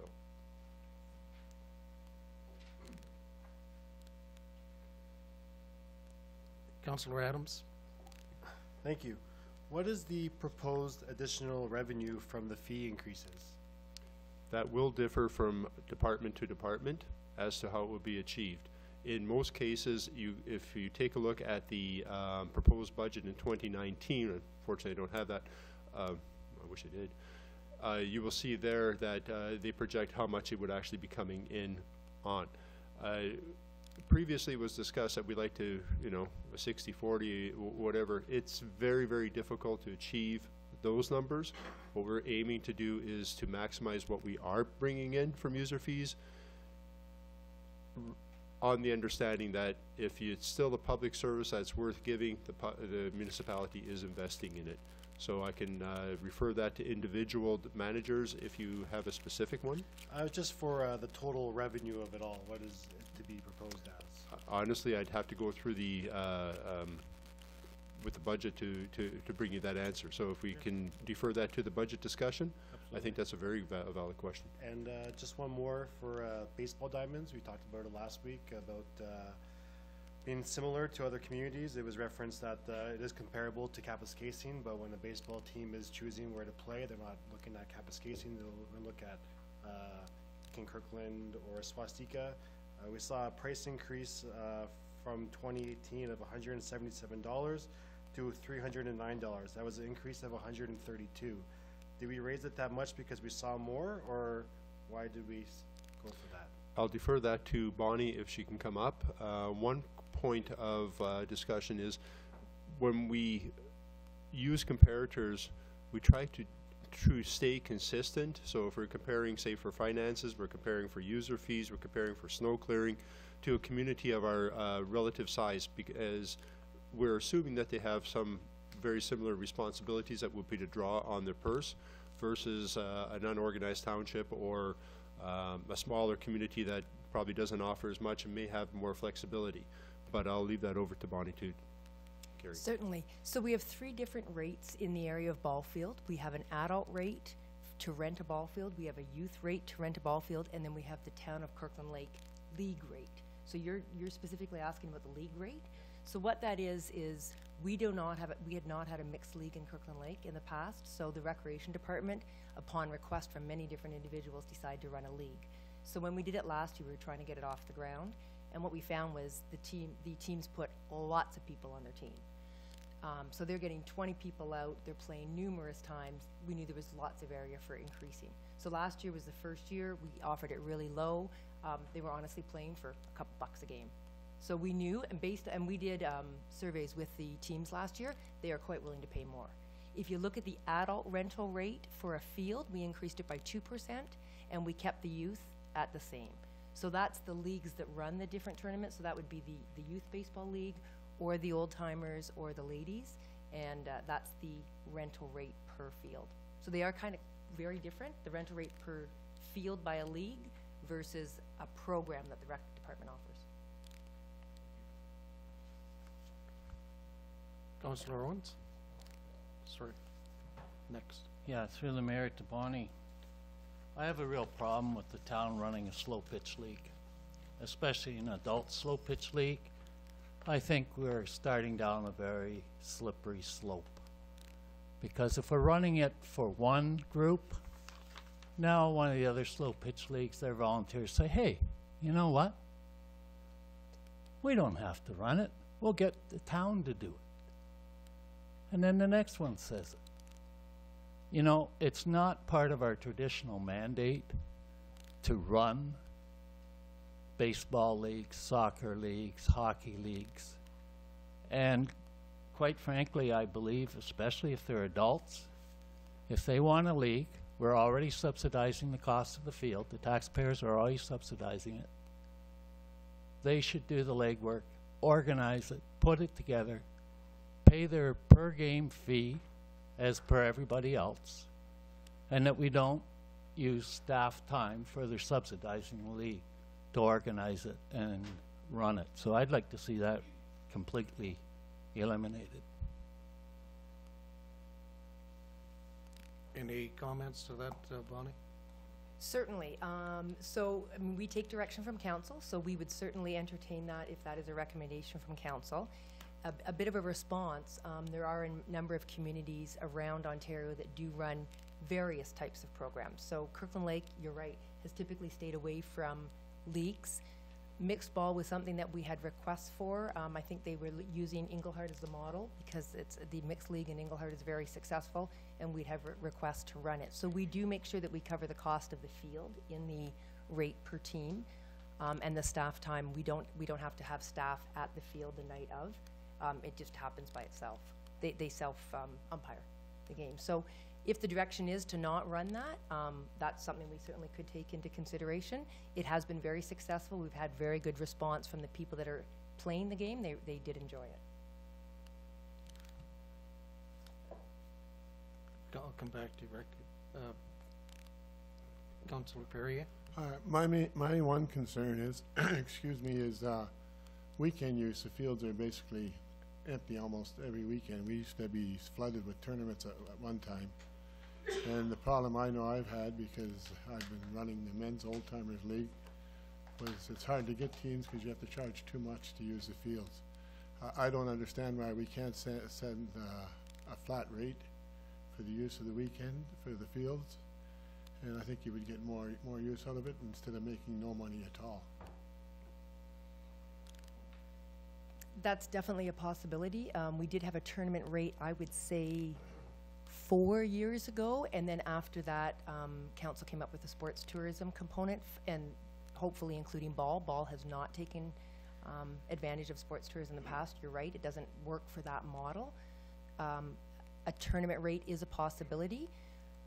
We would want to make sure whatever we come up with for our rate covers the cost of our staffing, and that's something that we could do. Right now, what we do for a tournament is we bill based on a field rate. So if it's $45 for a ball game, if it takes 90 minutes, that whether it's on a Tuesday night or a Saturday morning, we charge the same rate, and that's been the direction we've received in the past. But if it's time to relook at it, that's something we could do a tournament rate. I'm not sure if it would be much different than a per field rate once our costs are covered, but we could do the math. Before we go back to Councillor Irwin, the category that Councillor Irwin is talking about, what effect would that have on revenues? What's your best guess? For tournaments? So is that what Are you talking just tournaments, Rick? Oh, no, you're talking leagues. No, I'm sorry. talking This town staff time being used to do something, which is a further subsidy, to do something that traditionally volunteers in Kirkland Lake have done. But did I misunderstand something? We don't do that for all categories? We don't do it in any other sport, youth or adult that I'm aware of. We do it in terms of special programming, and that's like fitness training. You know, what I call that all special programming. And traditionally, that has worked well. And that means if you want to play mixed slow pitch, then you do the work to organize the league. And I think that's, you know, if you want something, then you should be willing to do the work. I don't think town staff time should be put into organizing the league and running it. Thank you. Councillor White? Sorry, Bonnie, just at the last area, the arena floor rental rates and Civic Park rental rates are the same amount. Is there no difference in care and level of staffing that contributes to a different rate? So you're looking at, say, local commercial on the arena floor versus local commercial at Civic Park, is that what you mean? Yeah, so we did keep the rate the same. So what we would consider local commercial on the arena floor, we only had one event last year, and that would be the home show. We didn't have any local commercial at Civic Park, but we thought, I don't know, would a furniture store wanted to put something in the pavilion? We don't know. So we kept the rate the same, but we didn't have any uptake on that. Would it be different? Perhaps. Would it be the same? Perhaps. We don't have a lot of any of those rentals. For example, out-of-town commercial use, well, I did put in there circus. We had the circus once last year. So we had one out-of-town commercial on the arena floor, one local commercial. We had a couple of pubs by the festivals committee. We didn't have any nonprofit charitable group on the arena floor. We had some private rentals at Civic Park. We had a couple of the mines that did private rentals. They're few and far between. That's kind of the reason.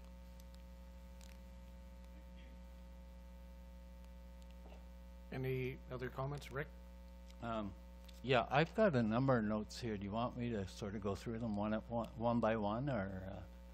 They all deal with the rec department, because unfortunately for Bonnie, that's the department I'm most familiar with. I'll get comfy. So would you like me to sort of go through them all at once rather than Okay. back and forth? Thank We'll try you. and make it fairly quick. Okay, let's flip through to food vendors market. Yes. Now, if I'm reading this right, this year's rate was $225 and $20, right? Correct. This past year. Yes. And we're decreasing, or you're proposing we decrease that to $175 and $15, Yes. right? Why? So the main reason is that we are proposing less weeks. So I believe we were 16 weeks last year. Based on the feedback from the vendors, they'd like it to be less weeks. So that's why the overall year is a little bit less. And the reason we decreased the per week, we didn't have a lot of people do the per week, and they said that they found it was a bit pricey. So we were Whoa, sorry. we were hoping that from going from the 20 to the 15, that some of the people that are selling, you know, they might sell glasses, you know, and if they brought 10 glasses and they sold them for $1 each, they made their $10. So they found that the $20 was a bit high. And we're just going on the feedback they gave us. Okay, that's fine. Yep. Just go up one category to multi-purpose court. Yes. It's remained the same. I'm just wondering the rationale behind that. When we looked at all of our different prices, we looked at use. So we didn't have one rental of the multi-purpose court last year. Okay. So we thought, let's just leave it the same. People are, I mean, that would be a group, I would think, would come and say, let's run a tennis tournament. We don't have a tennis club, so no one's coming to rent the tennis courts for a tennis tournament. So kept it the same. Okay, and just a further clarification from my own mind. So when there's an event there, and the, say the Swamp Donkeys have their special event, that's all included in the overall rental charge, right? Correct. Okay, So if you good. rent the whole Yeah. park, it's everything. Yeah, no, I just wanted to clarify that. Okay, personal training. There's a number of decreases in there, and I just wondering if you could explain it. So what we looked at this year for personal training was, in the past, we had one rate, and that was for anyone. What we did now was we added a non-members rate. So we kept the members rate low just to cover our costs. So the member might be paying us $600 for the year to use our facility. So we wanted to keep their personal training as low as we could. And then what we did was we increased the non-member rate. So the non-member has not given us any other fees. All they're doing is coming in for their 1 or 2 or 3 times with a personal trainer. So we were rewarding the member because we've already made some good money off of them with their membership fee, and we were making sure that the non-member would pay more because they may not pay, they may not spend another cent with us. Okay, thanks. And you're gonna hate my Scottish heritage, but, you know, that's just the way it is. And again, That's pretty Scottish. yeah. Student, summer student, gym passes. Yes. Again, we're seeing no increases in price.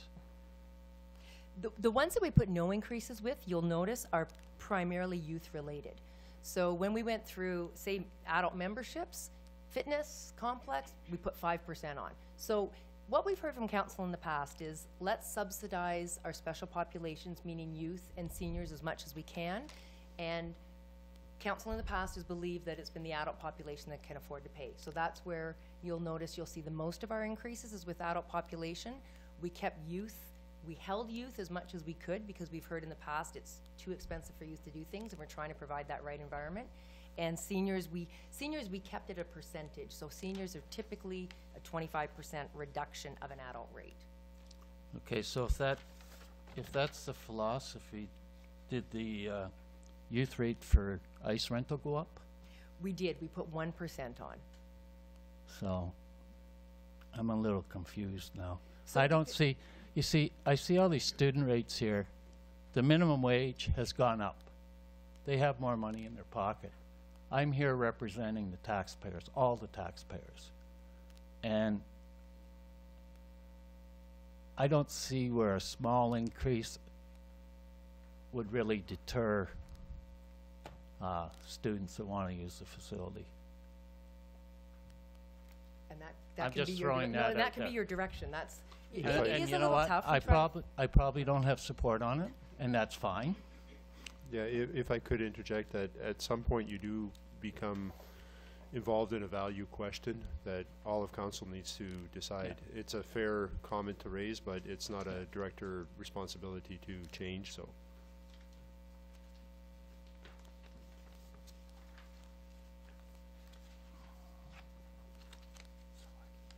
Councillor Owen, if you wish to have a resolution passed that council directs that the complex user fees be amended by removing the baseball league,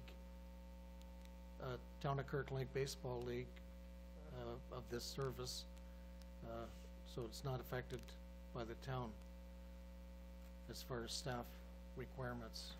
Yeah, I would like that, You'll need put a that second. resolution forward, yeah. And any other ideas were just thrown out for discussion. I certainly was not trying to tell the rest of council what to do or staff what to do. You'll need a seconder for this.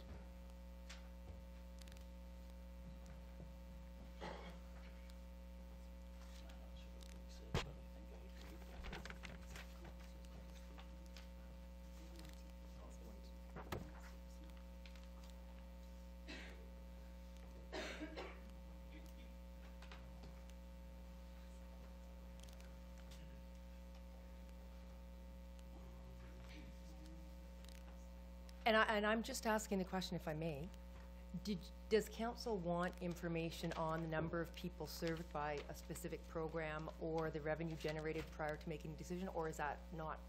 I'm just asking.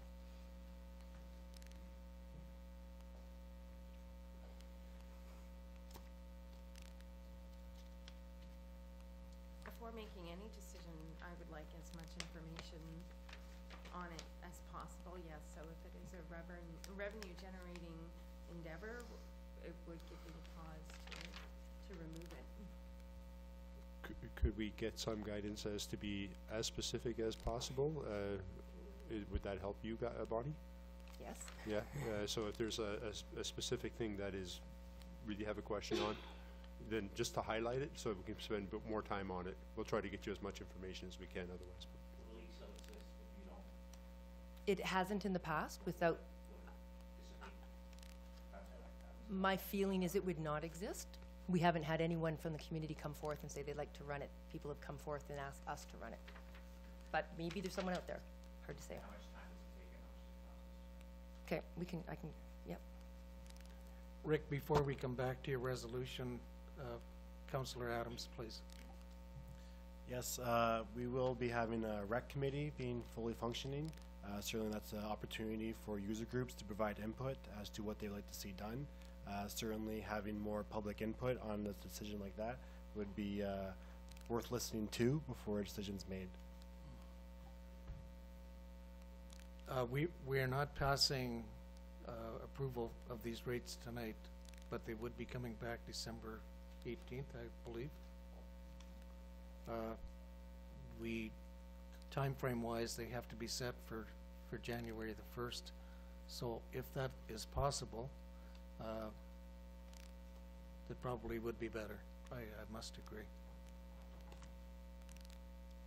Look at Bonnie go first. Just as a comment, Parks and Rec fees don't come into effect until July 1st because of the end of our calendar season. So I think if you wanted to wait until Rec Committee got formed to be able to speak about this, if there was a decision to not move forward with any specific program, I'm not sure it needs to be decided by next week. I think it could be decided anytime council would like.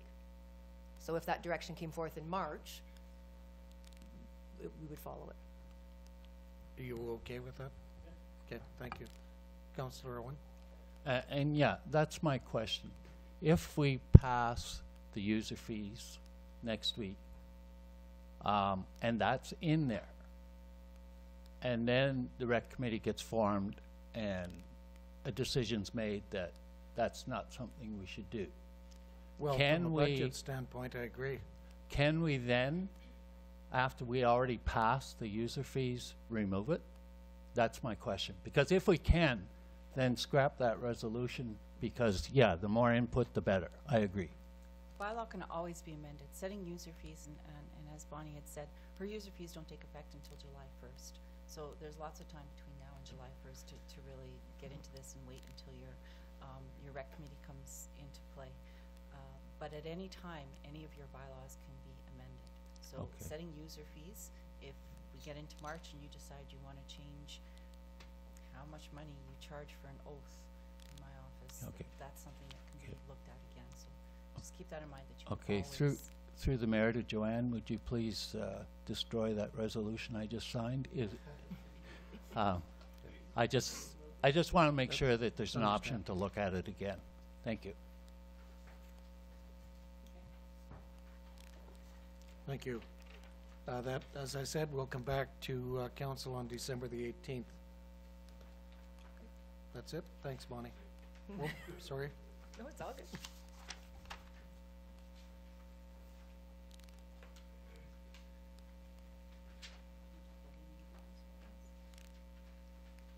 What's that?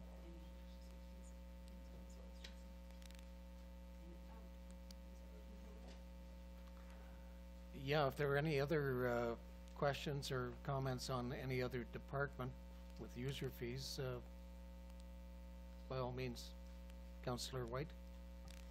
So looking at the building permit fees, the minimums, I guess, I don't know which department would answer. Our minimums, are really out of line with our comparable municipalities. The Dryden minimum is $30, ours is $230. Cap is 65 minimum, Elliott Lake is 100, and Fort Francis, sorry, I wasn't able to find out theirs. So why is our minimum so out of line with our comparables? Our user fees for the installing that contained report to reflect to sustain our building fund. Our user fees reflect what the communities in our district are, and that's from Toronto to Hearst.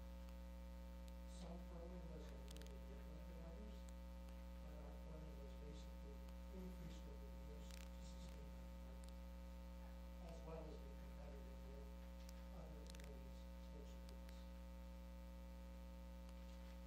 So I'm not sure some of the areas that we mentioned, but we have a lawyer on traffic and try to be on the same page, but they have different formulas too. And there's a sort of an amount that you have to do because there's the administrative part, the inspection part, and there's maybe the permit. And you just don't know as far as that is concerned. Does that make sense? Yeah, I think, Vic, we don't want to discourage residents from going ahead and getting the proper permits, et cetera. Yeah, you'll see in residential, they are lower than your commercial and your different uses, as far as that. Fort Francis, having been there several times, it's a thriving little community. It's similar in population, but wage earners are a heck of a lot more than even Kirkland Lake with the miners as it is today. So it's probably from Temagami to Hearst is a reasonable comparison. That's my opinion anyway. Yeah. Yeah.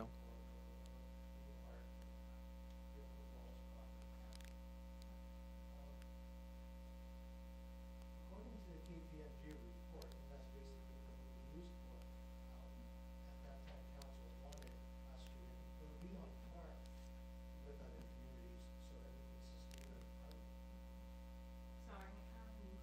actually did take the comparables from the KPMG report.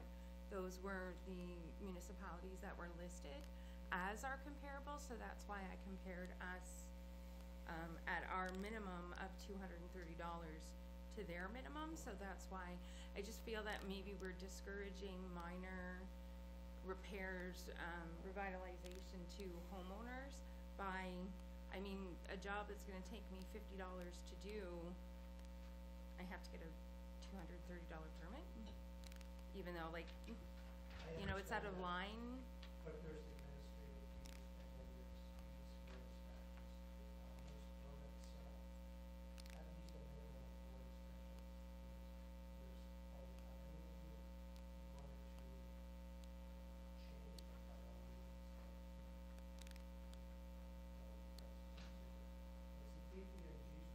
It's the KPMG's report, where they got their figures from, they basically say in the report from the building department to be able to be more sustainable. The only way to do that is to increase our cost of living to reflect, the revenue target. If I might, that comes back to the same point we were discussing earlier. What does council want to achieve in terms of the public service itself that it's rendering? And it's a fair point. Vic is reflecting the association that he's with and the prices that are in this area, but at the end of the day, it's still council's decision. What do you want to do with it? And previous council decision was to try to increase those to become, more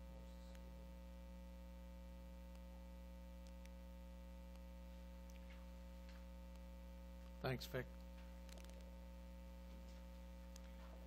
Again, that will come back December the 18th. We'll move on to signing authority policy. Joanne?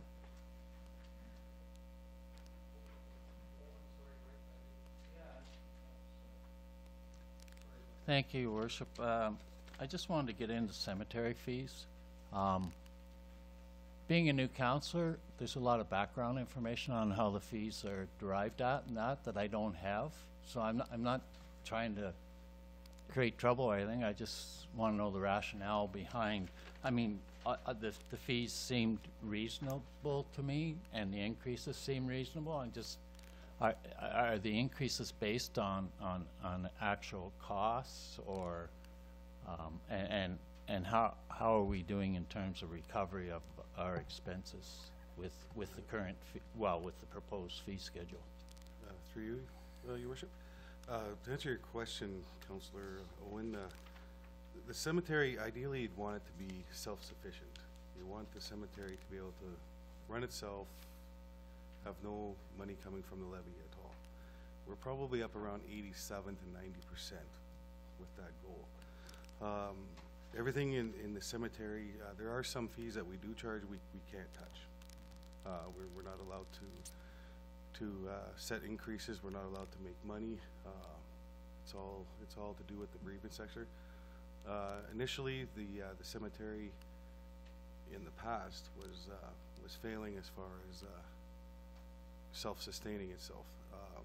Then there was a huge increase that was done, and then progressively over the years, about a 2 to 3% increase, and we compare it with our similar-sized communities that offer similar services. If a community offers a columbarium park, we look at the columbarium park. If their intimate options being in-ground casket burials or cremation burials, we look at those comparables for those two. And we try to keep it minimal, but at the same time, it's in perpetuity. So if somebody comes to me and says, well, that's a lot of money to dig a little hole, I got to care for that into perpetuity.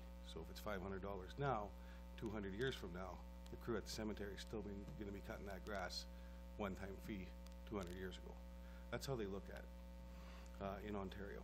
I think, yeah, Rick, and one of the other things, with cremation and whatnot, the full-size burial is almost getting rare. So we're not collecting the same revenues that we did in the past. It's just the nature of times have changed. If I may, Your Worship, we're 87% cremation, 13% casket, traditional burials.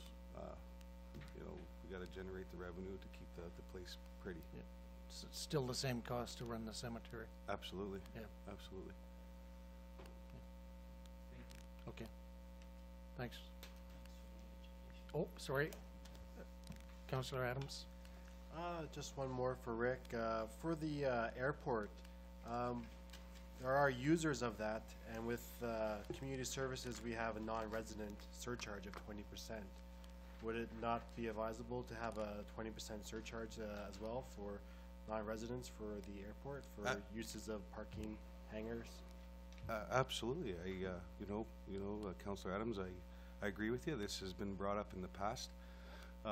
However, the users that the numbers are very low, and it almost gets to a point where you're targeting certain people that have been a resident or a user, if you will, at the airport for some years, and those type of people, they'll frown very heavily upon all of a sudden you're introducing a surcharge, because they feel it as if it's an attack on them, if you will. Maybe sometime in the future that would be a great potential for that, but right now I think that would be a losing battle. Okay. Yeah, I have to agree, Rick. That certainly came out loud and clear at our open sessions at Heritage North. They were very vocal about it. So it's a tough one, I agree.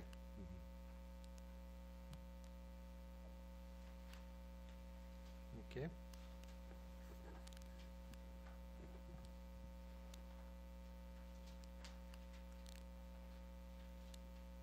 Okay, thanks, Rick. We're moving on to the Kirkland Lake Festival's requests.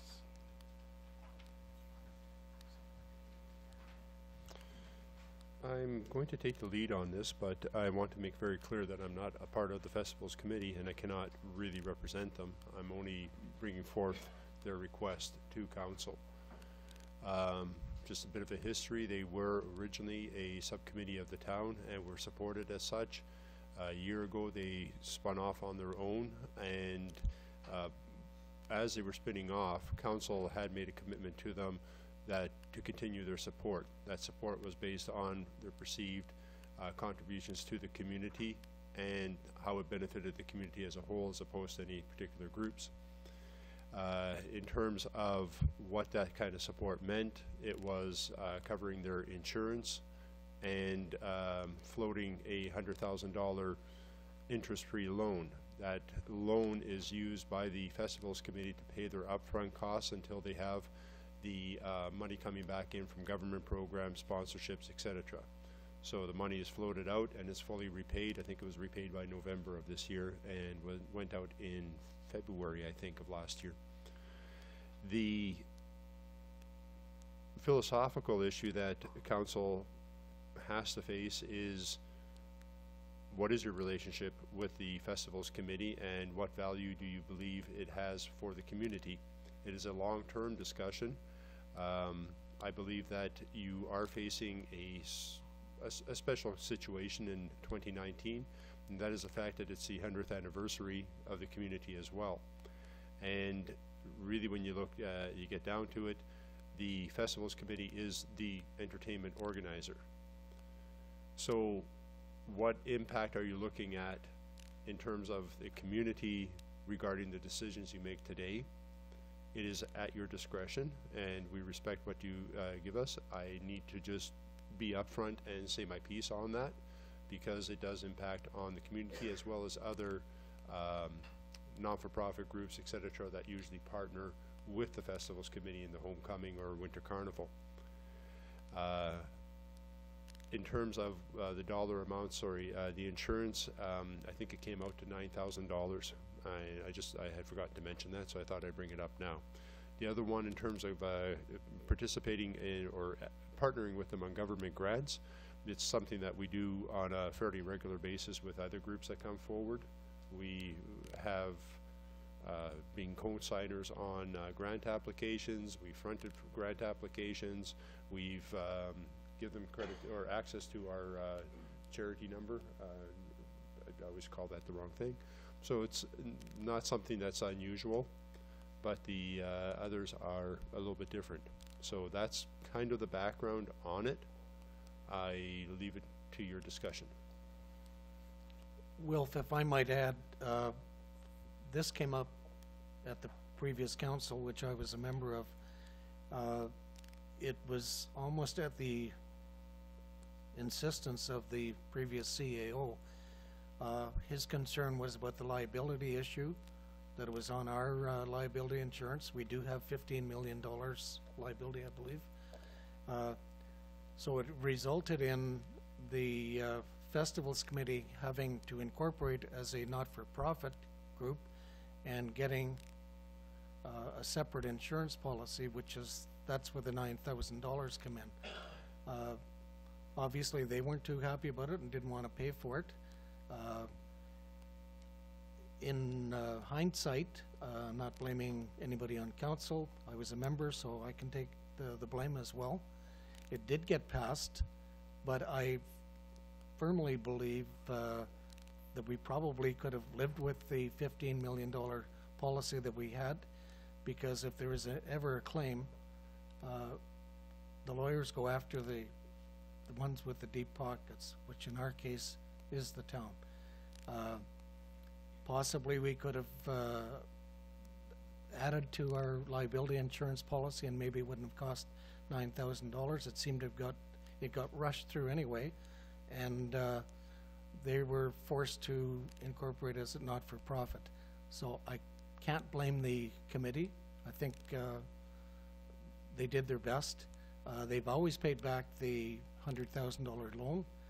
There's nothing on the books as we talk today, and they've lived up to their obligations. I do support what they're doing, especially going into 2019, the centennial year. We need them. It would be terrible not to have them supporting that centennial celebration. Just my thoughts. Just thought I'd pass that on. Open to council. Councillor Ivanov.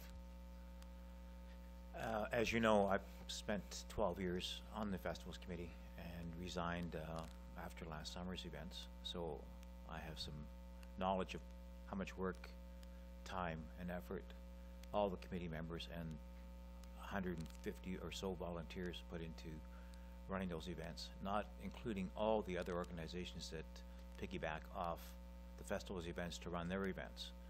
So I would say that any reduction to our support of Festivals Committee would be detrimental to the community. And it would be massive. It wouldn't be a small loss to the community. It would be a huge loss to the community. The Festivals Committee does a lot of hard work and a lot of organization.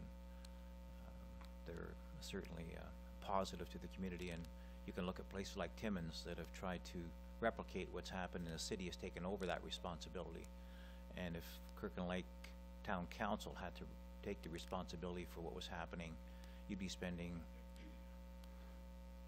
I don't know, thousands and thousands and many thousands of dollars having somebody try to organize, run the administration of such an organization, and probably lose most of your volunteers to boot, like they have in Timmins.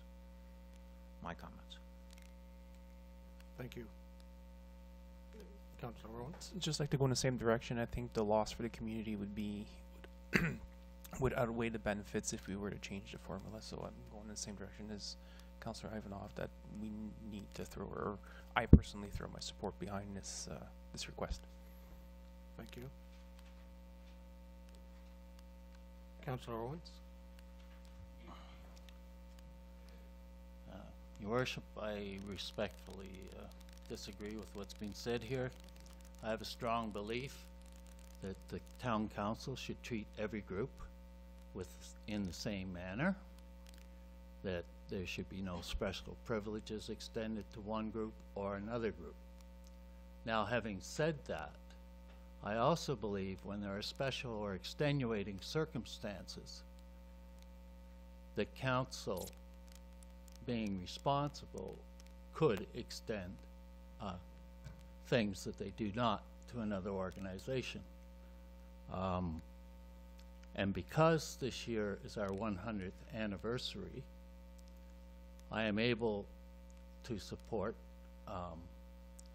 what the Festivals Committee is asking, simply because I want the 100th anniversary to be a huge success. We've had 2 really wonderful reunions that have happened in the past, and I want this one to even be better. Having said that, in the future, my conscience would not allow me to pay $9,000 plus in insurance of taxpayers' money. The loan, I'm a little less worried about because the Festivals Committee has always paid it back. But for this year, I think it's a special circumstance and I will support it. But in future, I cannot see myself continuing to support special. I'm hoping as a council down the road that we come up with a new plan, which there has been talk of, where all groups can play by the same rules and apply for money from the town. But we're not there yet, and that's another reason this year I can support this. But I'm hoping before we get to this stage next year, we have our new plan in place and all the groups are treated the same. Thank you. Thank you, Councillor Owens. I can appreciate your concerns. Do we treat other groups the same? I believe we do. The LaSalle Theater came to us approximately a year ago or a year and a half. They were looking for seed money for a grant. We offered to lend them $20,000. They didn't go ahead with the process. I think they're sorry they didn't, because they would have got another $80,000 grant. We subsidized the gold miners by reduced rates, and we look at each case individually. And in some cases, some groups warrant extra money or extra consideration, but we can't just give away the ship. I know where you're coming from. Go ahead. Well, I've been involved in volunteer work in this community for probably about 38 years. And never once has any organization that I've belonged to, which includes 4 years as president of minor hockey and over 20 years involvement with minor hockey, as well as I've been involved with Second Street Daycare many years ago, the Drug and Alcohol Awareness Coalition, a number of other groups. But never once has any of those groups received any special consideration from the town. And all I'm saying is, as a councillor, we need one plan, one set of rules that determines if we're going to spend taxpayers' money, that everybody has an equal opportunity to apply, meet our guidelines, and get the use of that money. That, you know, I hear it over and over in the community, well, this group gets special consideration, that group gets special consideration. And quite frankly, I can't deny that, because that's been the history. Some groups got special consideration, other groups didn't, and that's my concern. I hear what you're saying. If we are approached at council, I still think we have to look at it on an individual basis. We're not going to be able to turn over $100,000 to minor hockey or slow pitch. We couldn't justify it for them to pay it back. So there might be some financial help that we can assist, but we have to pick and choose. I don't think you can just use the same paintbrush for every group. And we're not showing prejudice to any group or favoritism to groups. We look at it on an individual basis. That's how this council, or the previous council and council before us, has worked. And I don't think we've shown favoritism. I think that's my opinion. Appreciate your comments. Councillor Ivanov. my understanding that most of the groups that Rick has mentioned are, fall under the town liability insurance policy. And all festivals committee is asking is to cover off that cost. I mean, minor hockey is covered under the town policy. Ball is covered under the town policy. So I'm just saying, anything at the complex is covered under the town policy. So, you know, it's not like they're asking for something that they're, you know, they're offering a service that they have to now bear the cost of because they're a not-for-profit. Okay. I think maybe what we should look at too, Eugene, is increasing that liability insurance policy. Maybe there's a cheaper way of doing it because we have an existing policy and just adding, say, from 15 to make it 20 million. It has been 15 million for a number of years, if served me correct. Times have changed, and 15 million you can get sued pretty quick at the drop of a hat. So it may not be enough. So I would ask Wilf, that's not a direction, but maybe or the treasurer to check in to see if what the difference might be to increase it slightly. Councillor Owens. Just a point of clarification. Minor hockey pays for its own or at least it did when I was involved. It was included in the NOHA fees that we pay. It's through Hockey Canada, the insurance. And when we had a pub out at the airport as a fundraiser, minor hockey bought its own liability insurance. The town did not. Yes, it's covered under the town policy just like any other organization, but we also paid for our own insurance. Yeah. Well, if we ever get sued, Rick, you know what happens. It's where the mud will stick to the wall. So it's a tough one, I agree. Any other comments or input? I have a motion that is moved by Councillor Rick Owens, seconded by Councillor Dennis Perrier. The council approves the following 2019 requests from the Kirkland Lake Festivals Committee. 1, serve as the application body for grants from Ontario's Celebrate Ontario program. 2, extend a loan of $100,000 to be repaid by the end of 2019. And 3, cover the 2019 annual liability insurance for events and policy for directors. All in favor? Unanimous. Thank you.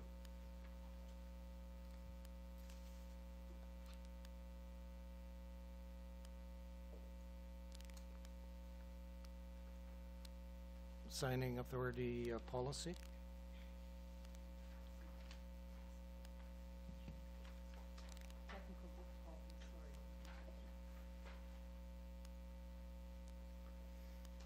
So this is an amendment to the town signing authority. We are asking that Peter Georgioff, who is our deputy treasurer, be in place as one of the signers, along with the change in council. So we're also now adding the new council members.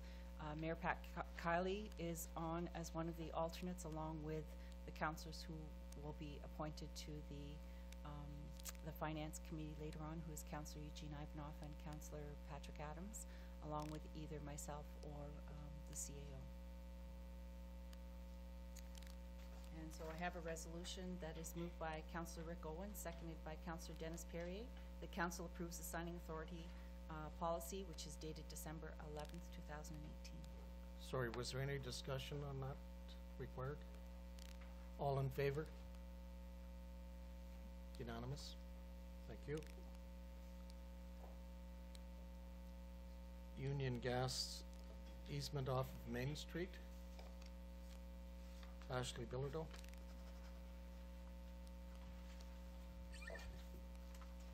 All right, so we received a request from Union Gas for an easement at two small areas off of Main Street.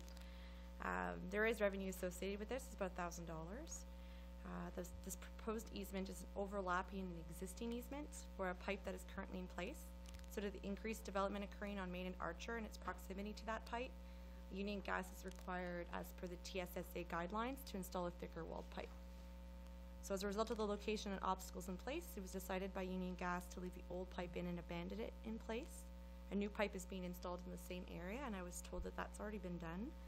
Since there are two pipes proposed to be in the ground, two easements are required on the same piece of property. So there's already, this property's already encumbrance with an easement on it, so it's no change, it's just reflecting a different pipe, and it's just reflecting the two small areas that are highlighted in yellow on that map. So little impact, it's $1,000 in revenue. We just need permission for the mayor and clerk to sign and authorize those agreements. Any discussion? None?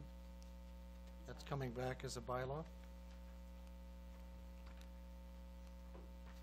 Request to award tender for the supply of half-ton pickup trucks. Yep, so the second report I have for you today is the authorization to proceed with to award the tender for 4 half-ton pickup trucks. That was allocated within our 2018 capital budget. So we had $35,000 worked out per truck. The quotes came back at from Pinewood Park Ford, $30,857, and Lakeshore Motors at $29,362, so both under budget. Both tenders did not meet the minimum specifications required as per the tender. Pinewood Park, what they did was they quoted the 8-foot box, which was a requirement, but they weren't able to quote on the 8-cylinder. And Lakeshore Motors did the exact opposite. They quoted the 8 cylinders, but weren't able to quote on the 8-foot boxes. So both of them were not technically meeting the minimum specifications. So after careful consideration with the Public Works Department, our Building Department, and our airport, we have recommended proceeding with Pinewood Park Ford, as the 8-foot boxes are more essential than the requirement for an 8-cylinder engine. We also figured that this option should theoretically provide the town with better fuel economy as a result of the 6-cylinder engine.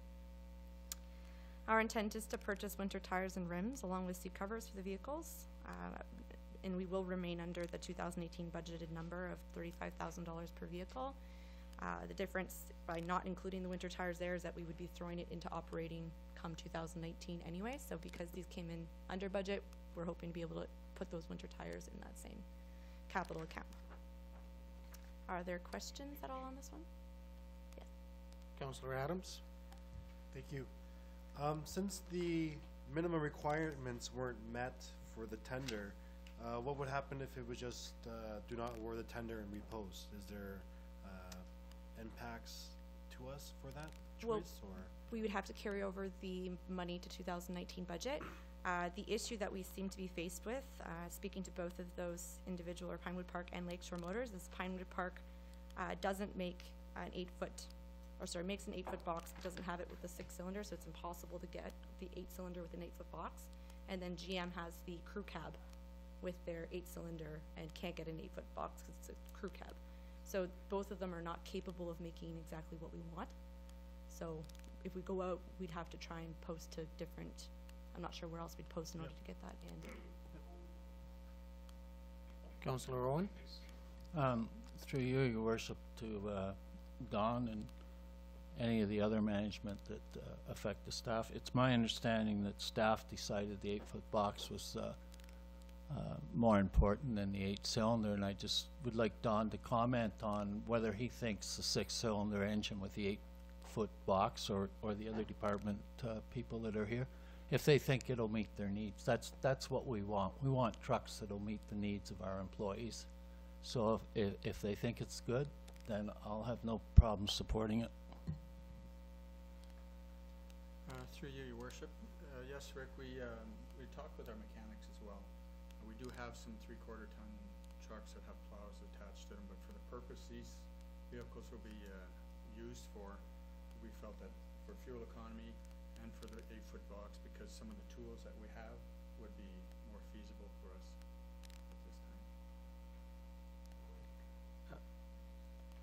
Just a question, Ashley. I know in the past council,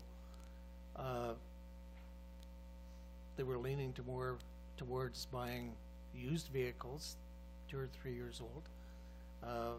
I must admit, some of the trucks we do have are beaters right now and have to be replaced, so I don't think that's a question, but what happened to that train of thought? You know what, I honestly can't comment on that. I wasn't aware that we were going that route. I'm not sure. Wolf, do you want to try and shed some light on that one? We did have some issues where trying to find a vehicle that, yeah, it was 2 or 3 years old, but how much longer would it last was an issue. The maintenance costs afterwards, they started to increase much more rapidly. With some of those considerations, it was felt that you could be getting better value for your dollar buying a vehicle that does come as you need it and has a better reliability projection than what we were getting. It's not a bad idea to have a couple of beaters if you know exactly where they're going. They're going to be at the landfill or something like that. But if there's a risk that they're going to cost us more to fix up and whatever, let's look at that then. Councillor Owens? Yes. Your worship. There's something that just crossed my mind. No, you can't have my truck. No, no. And they didn't want mine, so. They have a manufacturer's warranty. Does that still hold when we're using them as a town truck, like a whatever we call it, a commercial vehicle or whatever, or? Because that would be a big advantage if at least some of that warranty holds to buy new as opposed to buy used. Well, Don, wasn't there one that blew the tranny? I think it was like maybe 2-3 years ago, and I think it was the cursing and swearing in the office was, but it was just off the warranty or something like that, if I remember correctly. Yeah, that's correct. Through your worship, that's correct. It was, I believe it was 207 was one of the vehicles that had transmission problem, and the warranty just expired on it. That's Yeah, that's right. Yeah. Any other comments or input? I have a motion that's moved by Councillor White, seconded by Councillor Perrier. The council approves the recommendation to award tender for the supply of half-ton trucks to Pinewood Park. All in favor? Unanimous?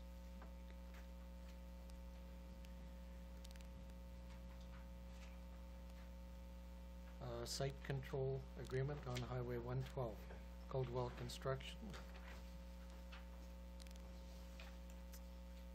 Yep.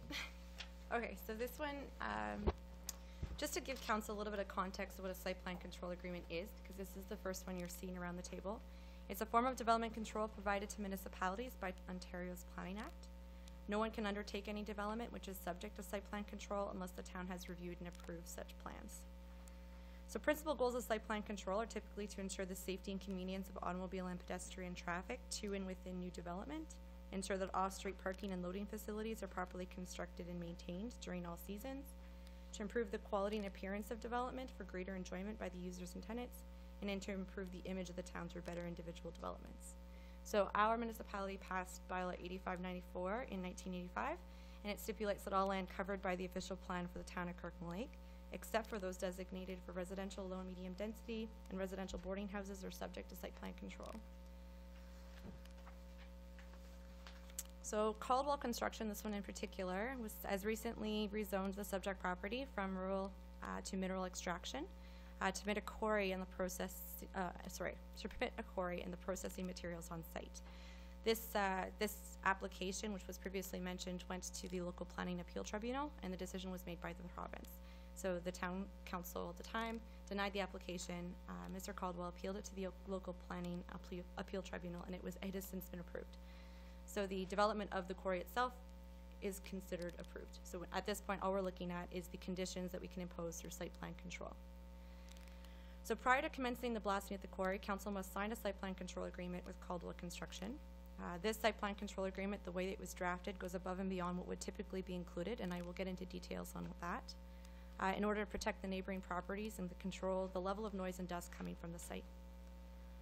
What I've done is the regulations that are added that are considered above and beyond have been highlighted in red, and I've actually highlighted slightly other sections as well, just to say that they're more associated with pits and quarries in general. So we had a few of those happen in the area as well. So I'll sort of go through the site plan control agreement. This is just general terms and language, whereas we've enacted a bylaw that allows us to proceed with a site plan control agreement, that the owner is the registered owner of the lands.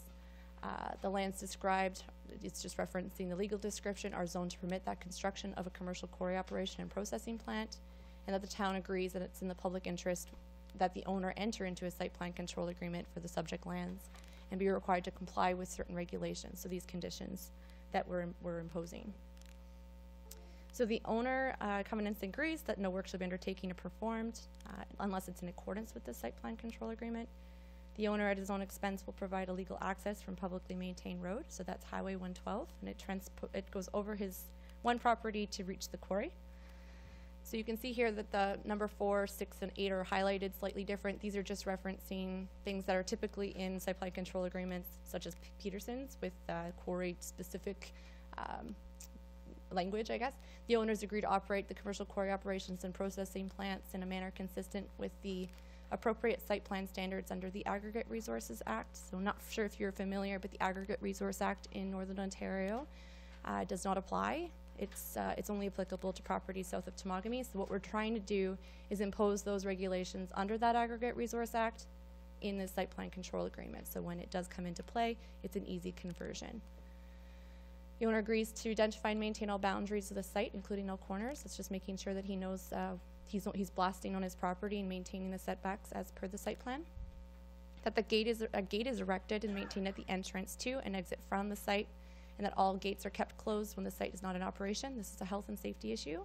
We want to make sure that we're protecting our residents from accessing the property. Like I mentioned before, the access is off of Highway 112.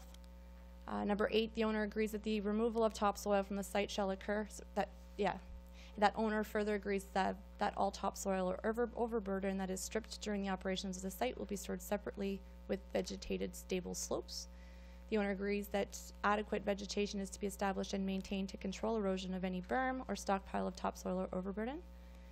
And that topsoil must be stripped sequentially prior to aggregate extraction, and that within the area to be extracted, all trees within 5 meters of the excavation face must be removed. So a lot of health and safety issues. This is pulled, what I ended up getting a couple examples from other municipalities dealing with aggregate, and these were in there. So Peterson also has that condition in their site plan control agreement. So that the owner agrees the site is to be kept in an orderly condition. We are requiring that all necessary approvals are obtained from the Ministry of Environment, Conservation and Parks on the proposed site, so that includes their processing equipment. 11 is above and beyond. The owner acknowledges the proposed extraction area that is located 600 meters from a sensitive land use, being the residential dwelling at 4997 Highway 112. It's located on lands to the north. This is located north of those subject lands. As such, the owner agrees that no excavation will occur within that 600-meter buffer, and that's imposed within the LPAT decision. The owner further agrees that the excavated setback area means the area within 15 meters from all property lines, 60 meters from the creek, 20 meters from the rail line, and 600 meters from the existing dwelling. Where there's a conflict between the setback requirements, the most restrictive setback would apply, and all excavation faces are to be stabilized so far as is necessary to prevent erosion into the excavation setback area. So that's typically not included in the site plan control agreement, typically remains in the zoning bylaw, but we felt it necessary to throw it in here as well to show that we are doing our due diligence. The owner acknowledges and agrees that groundwater elevation has been established at 310 meters above sea level on the subject lands, that the owner agrees that the final depth of extraction will be no less than 320 meters above sea level, leaving a 10-meter separation. I've recently spoken to the applicant on this one. The Aggregate Act actually stipulates a 4-meter separation as being the minimum you can go, so 4-meter separation. What we've done here is Mr. Caldwell's actually requested that we reduce the 320 to 310, or sorry, 315. So we're leaving 5-meter clearance, which is 1 meter above what the minimum requirement is in the Aggregate Resource Act. But we can talk about that a little further if anyone has any questions on it. The owner agrees at his expense to maintain a vegetative buffer to provide sufficient noise and dust attenuation to the nearby sensitive land uses. It's also Mr. Caldwell's intent to throw in a berm on top of the quarry itself to be able to further protect the residents. That is not something that's stipulated in our site plan control agreement, but it was the intentions of the applicant to do anyways. The owner agrees at his expense to ensure the function of the drainage is maintained. The owner agrees that the hours of operation of the commercial quarry and processing plant shall be between 7 a.m. and 7 p.m. However, there may be times when processing must take place 24 hours a day, 7 days a week. Processing materials 24 hours a day and 7 days a week does require further approval from council. That is not normal. It's typical for processors to be able to go in and do what they need to do from a processing standpoint 24 hours a day without having to come to council for permission. So this, the 7 days per week will require further approval from council, which means they have to come to you to let you know that this is happening. I don't think you'll be able to stop them from doing it, but you're providing notice that it's going to happen. Any processing equipment used on site will have to have a current MECP certificate of approval. The owner agrees at his expense to provide the owner at 4997 Highway 112 advance notice of no less than 24 hours of any blasting or processing proposed on site. That is not a requirement that they need to do, but they are willing to put that in place. The owner agrees at his own expense prior to all blasts, vibrations, and overpressure will be analyzed via seismograph installed at 4997 Highway 112. The only concern that we have here is whether the owners will allow them on site to be able to do this. So I sort of intend on changing the last part of it to say as per the owner's approval, so that it doesn't further complicate things later. The owner agrees at his expense as a precautionary measure and due diligence that the water level at 4997 Highway 112 be tested for drinking quantity and quality in accordance with the MECP guidelines and regulations. Again, this is not a requirement, and the study that was done for the last 3 quarries that I've been a part of have all highlighted that quarries do not affect groundwater, especially when they are above surface. So this one here is a big chunk of land that they're going to be blasting into. They're not going into the groundwater. They're not impacting the groundwater, so there shouldn't be any issues. Mr. Caldwell is concerned about having to test their quantity of water, as this has been, as they've already said that they have a quantity issue. So he's hoping that that will be removed from the requirements. The quality itself, they are willing to test that prior to any activity, prior to first blast, after first blast, and annually thereafter. So that's something Mr. Caldwell was willing to do. The owner agrees at his own expense to review by an independent blasting consultant the drilling and blasting operations, including vibration and overpressure monitoring annually, and only when a blast occurrence has been completed in that given year. So every time he blasts on an annual basis, he's going to have to do this additional study by a blasting consultant, which is additional cost. It's not a cheap cost. The owner agrees at his own expense at regular time intervals that all roads and processing areas be treated with an approved dust control substance as is necessary to mitigate and control dust. That's again, our above and beyond is whenever requested by the Town of Kirkland Lakes Department of Physical Services. So if we receive a complaint and we tell them to go dust or do dust attenuation measures, they need to go out and do that. Other items that are typically included with quarries, 21, 22, 23, the owner agrees and erects and maintain a visible sign that the site is permitted by the Town of Kirkland Lake at the main entrance. It must be at least 0.5 meters by 0.5 meters in size, and they agreed to erect and maintain a visible sign indicating no trespassing, danger, and open excavation, again from a health and safety perspective. Garbage collection, we are not collecting garbage on this site. And if they are planning on putting garbage there, it needs to be adequately screened from abutting properties and have appropriate buffers. They also agree that all scrap is to be removed on an ongoing basis, and scrap cannot be located within 30 meters of any body of water or 30 meters from the boundaries of the site. The owner agrees at his own expense to utilize a fuel truck for refueling equipment. After conversations with Mr. Caldwell, he does have temporary fuel pumps or tanks that he owns that are approved by the ministry, so he's asked whether or not it's okay for him to locate those on site. They will not remain on site. They're there temporarily only when they're doing work, and they'll be taken away. He's not too keen on leaving tanks full of fuel out in the property. The owner agrees at his own expense to final rehabilitation of the subject lands after the excavation of aggregate and once progressive rehabilitation has been completed as per the Aggregate Resource Act. So this is a requirement that's typical in Southern Ontario. The Aggregate Resource Act typically enforces them to have a closure plan in place. Because they're not falling underneath the Aggregate Resource Act, this condition sort of gives you a little bit of what you need in order to start that closure plan, allowing that the slopes, the adequate slopes, so that no one's going to get hurt if anybody trespasses. The rest of it is pretty straightforward. These are all things that we would typically include in a site plan control agreement. So non-material modifications to the plan may be made by the owner from time to time in consultation with the Department of Physical Services without requiring a formal bylaw amendment to this agreement. This is essentially just for minor changes. If there's anything major, it would have to come back to council. Typically, we use our discretion on what's considered major or minor, but something as simple, if it's changing any of the setbacks, obviously that would be something that has to come back to council. I'm trying to think of anything that would fall underneath this. We do have non-material modifications means that it's not going to cause any adverse effects or potential adverse effects, result in significant design or operational changes, or requiring supporting studies. The owner shall contain any and all construction debris on the subject lands. Any debris from the project site which does spill onto an adjacent land shall be removed forthwith by the owner at the sole risk and expense of the owner. We can give notice or post a notice to this effect on the subject lands and the owner to remove or clean up such construction debris. And in an event that debris remains after the expiry of such notice, the owner hereby authorizes the town to remove and clean it up and then charge those back to the property taxes. So the owner shall comply with all applicable federal, provincial, and municipal laws, and the most stringent of those shall apply.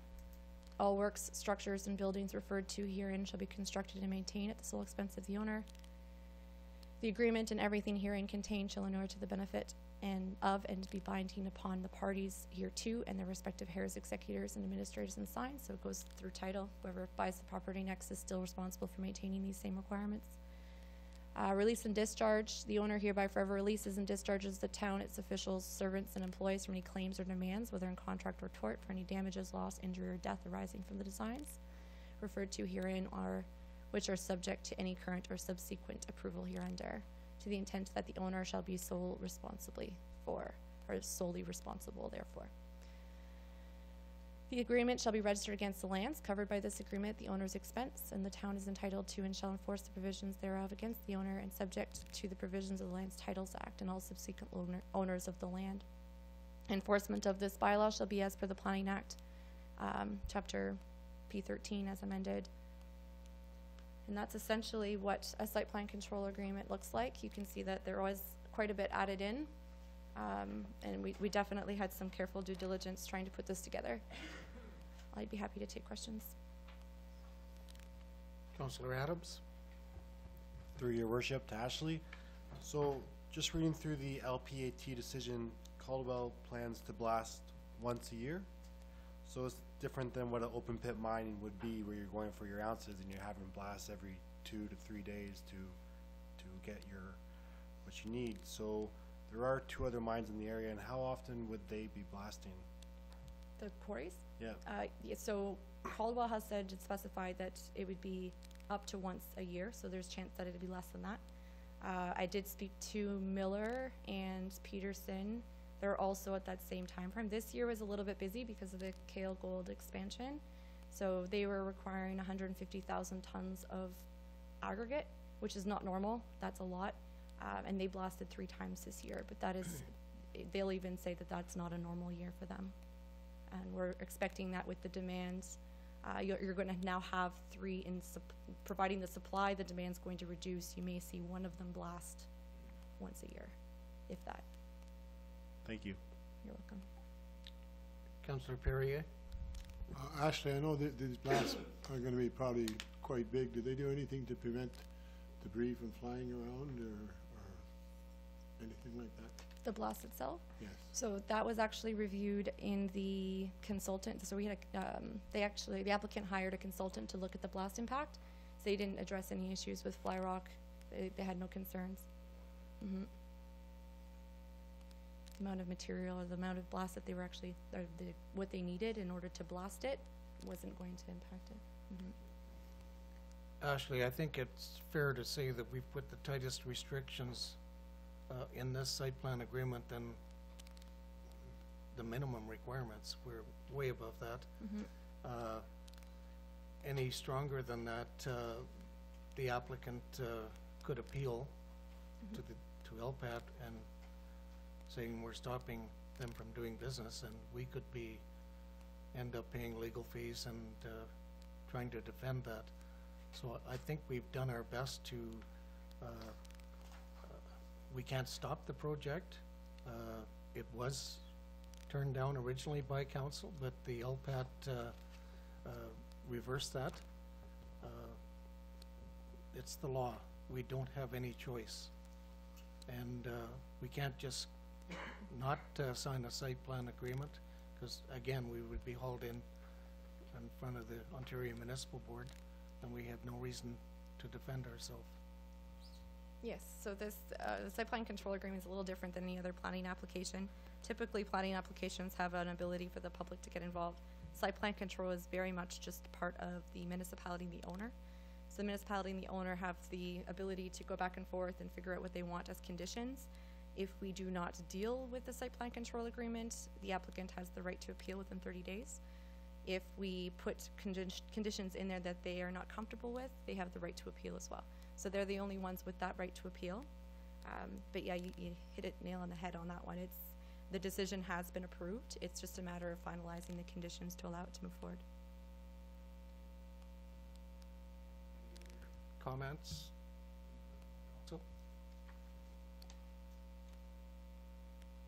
my only question that I do want to go through is whether council was okay with the slight modifications that Mr. Caldwell was requesting. So I'm not sure, they weren't in the bylaw. Like the bylaw with the agreement that's attached for signature is not reflecting Mr. Caldwell's changes because we've only had a chance to talk about them yesterday. So I'm not sure if council would like me to revise them. Are they comfortable with those changes? Bring it back to council the next meeting with those changes, or? well, I'm sure Caldwell wants to move ahead, and there has been some delays, so I think we leave your best judgment. Okay. Do you think it's a significant change that we should be concerned with? Not necessarily, no.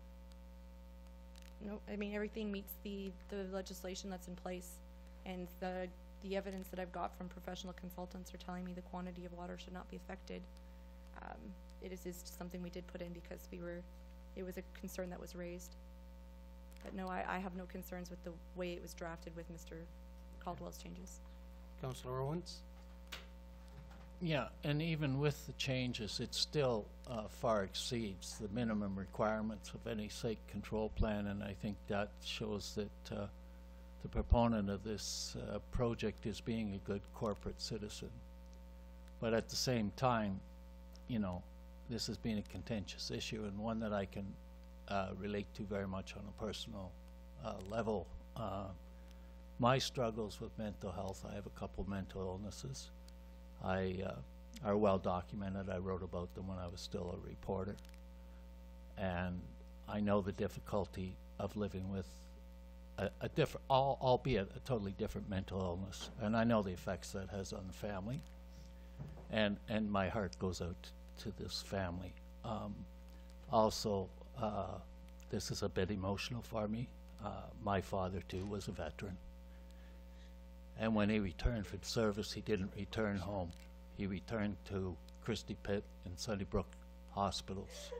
And he was disabled the rest, well, he had physical limitations the rest of his life and died at the age of 64, and which was, for him, was a long life. He cheated death by 40 years because he wasn't supposed to live after the war. And so I certainly appreciate the sacrifices that veterans make, and I have the utmost respect for them. But also, my dad went into service to protect the democratic rights and the quality of life that we have and enjoy right now in Canada. Sorry. And part of those rights was the right to elect a council. Part of those rights was to pass laws so that we could have an orderly society. And unfortunately, when laws are passed, they can't possibly meet every individual circumstances. So I sit here now quite emotional because I feel for the family. But at the same time, I'm honoring my father because I am an elected official in a democratic society. And I have an obligation to follow the laws that ensure, for the most part, that we have an orderly society. And so I thank my father. I thank the veteran that's affected.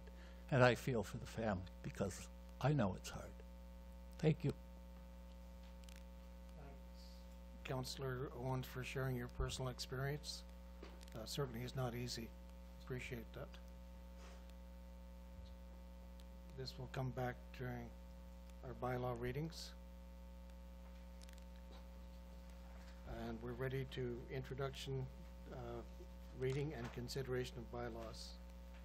It's moved by Councillor Rick Owen, seconded by Councillor Dennis Perrier, that bylaw 18-139, being a bylaw to authorize mayor and clerk to execute a site plan control agreement with Caldwell Construction for property on Highway 112, reflecting amendments as presented by the town planner, be read a first, second, and third time, enacted and passed. All in favor?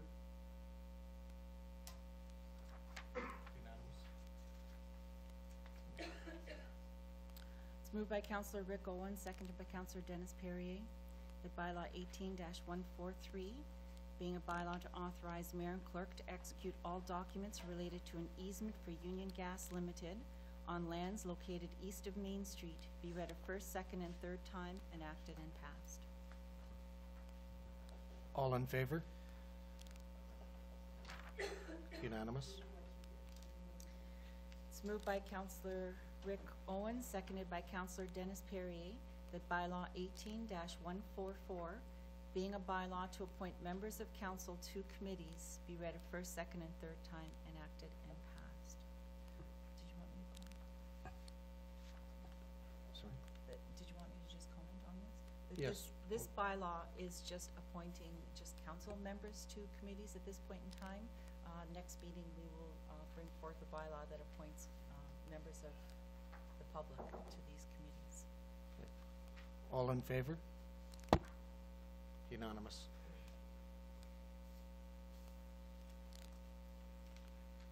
Notice of motions? None noted. Confirmation bylaw? It's moved by Councillor Dennis Perrier, seconded by Councillor Rick Owen, that bylaw 18-145, being a bylaw to confirm the proceedings of council at its meeting held December 11th, 2018, be read a first, second, and third time, enacted and passed. All in favor? Unanimous. Councillors' report. Councillor Owens? Yes, thanks, Your Worship. Last week I attended the Northern Prospectors Association meeting, and it is interesting because the Northern Prospectors Association President Gino Chitteroni pointed out that it was part of the Conservative government's platform to share the mineral taxation or the mining tax with municipalities. And I was unaware of that. I'm not sure if the rest of the council was aware of it. That's why I'm mentioning it. I went to Joanne and she pulled up the platform for me, and actually what it, if I remember correctly, what it said was resource revenue. Now to me that means more than just the mineral tax or mines tax. It also means a sharing in stumpage fees. So I would like to see that that at our next meeting that town discuss that and write a letter to the appropriate ministers requesting that they follow through on that. That's been a long time fight of northern municipalities. I would also recommend that we circulate it to all the other resource-based municipalities, because usually I'd say let the government get in there and get comfortable, but as we've seen, the Ford government has moved very fast on some issues, but I haven't heard anything about this, and this could make a big difference to our financial situation. So Your Worship, I'd ask you to consider putting that on the agenda for our next meeting. Okay, that could be done by resolution and sent out to the appropriate authorities plus the other municipalities in the same position as Kirkland Lake.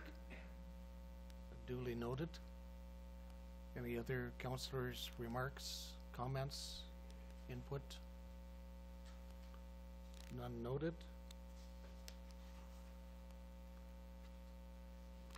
Adjournment.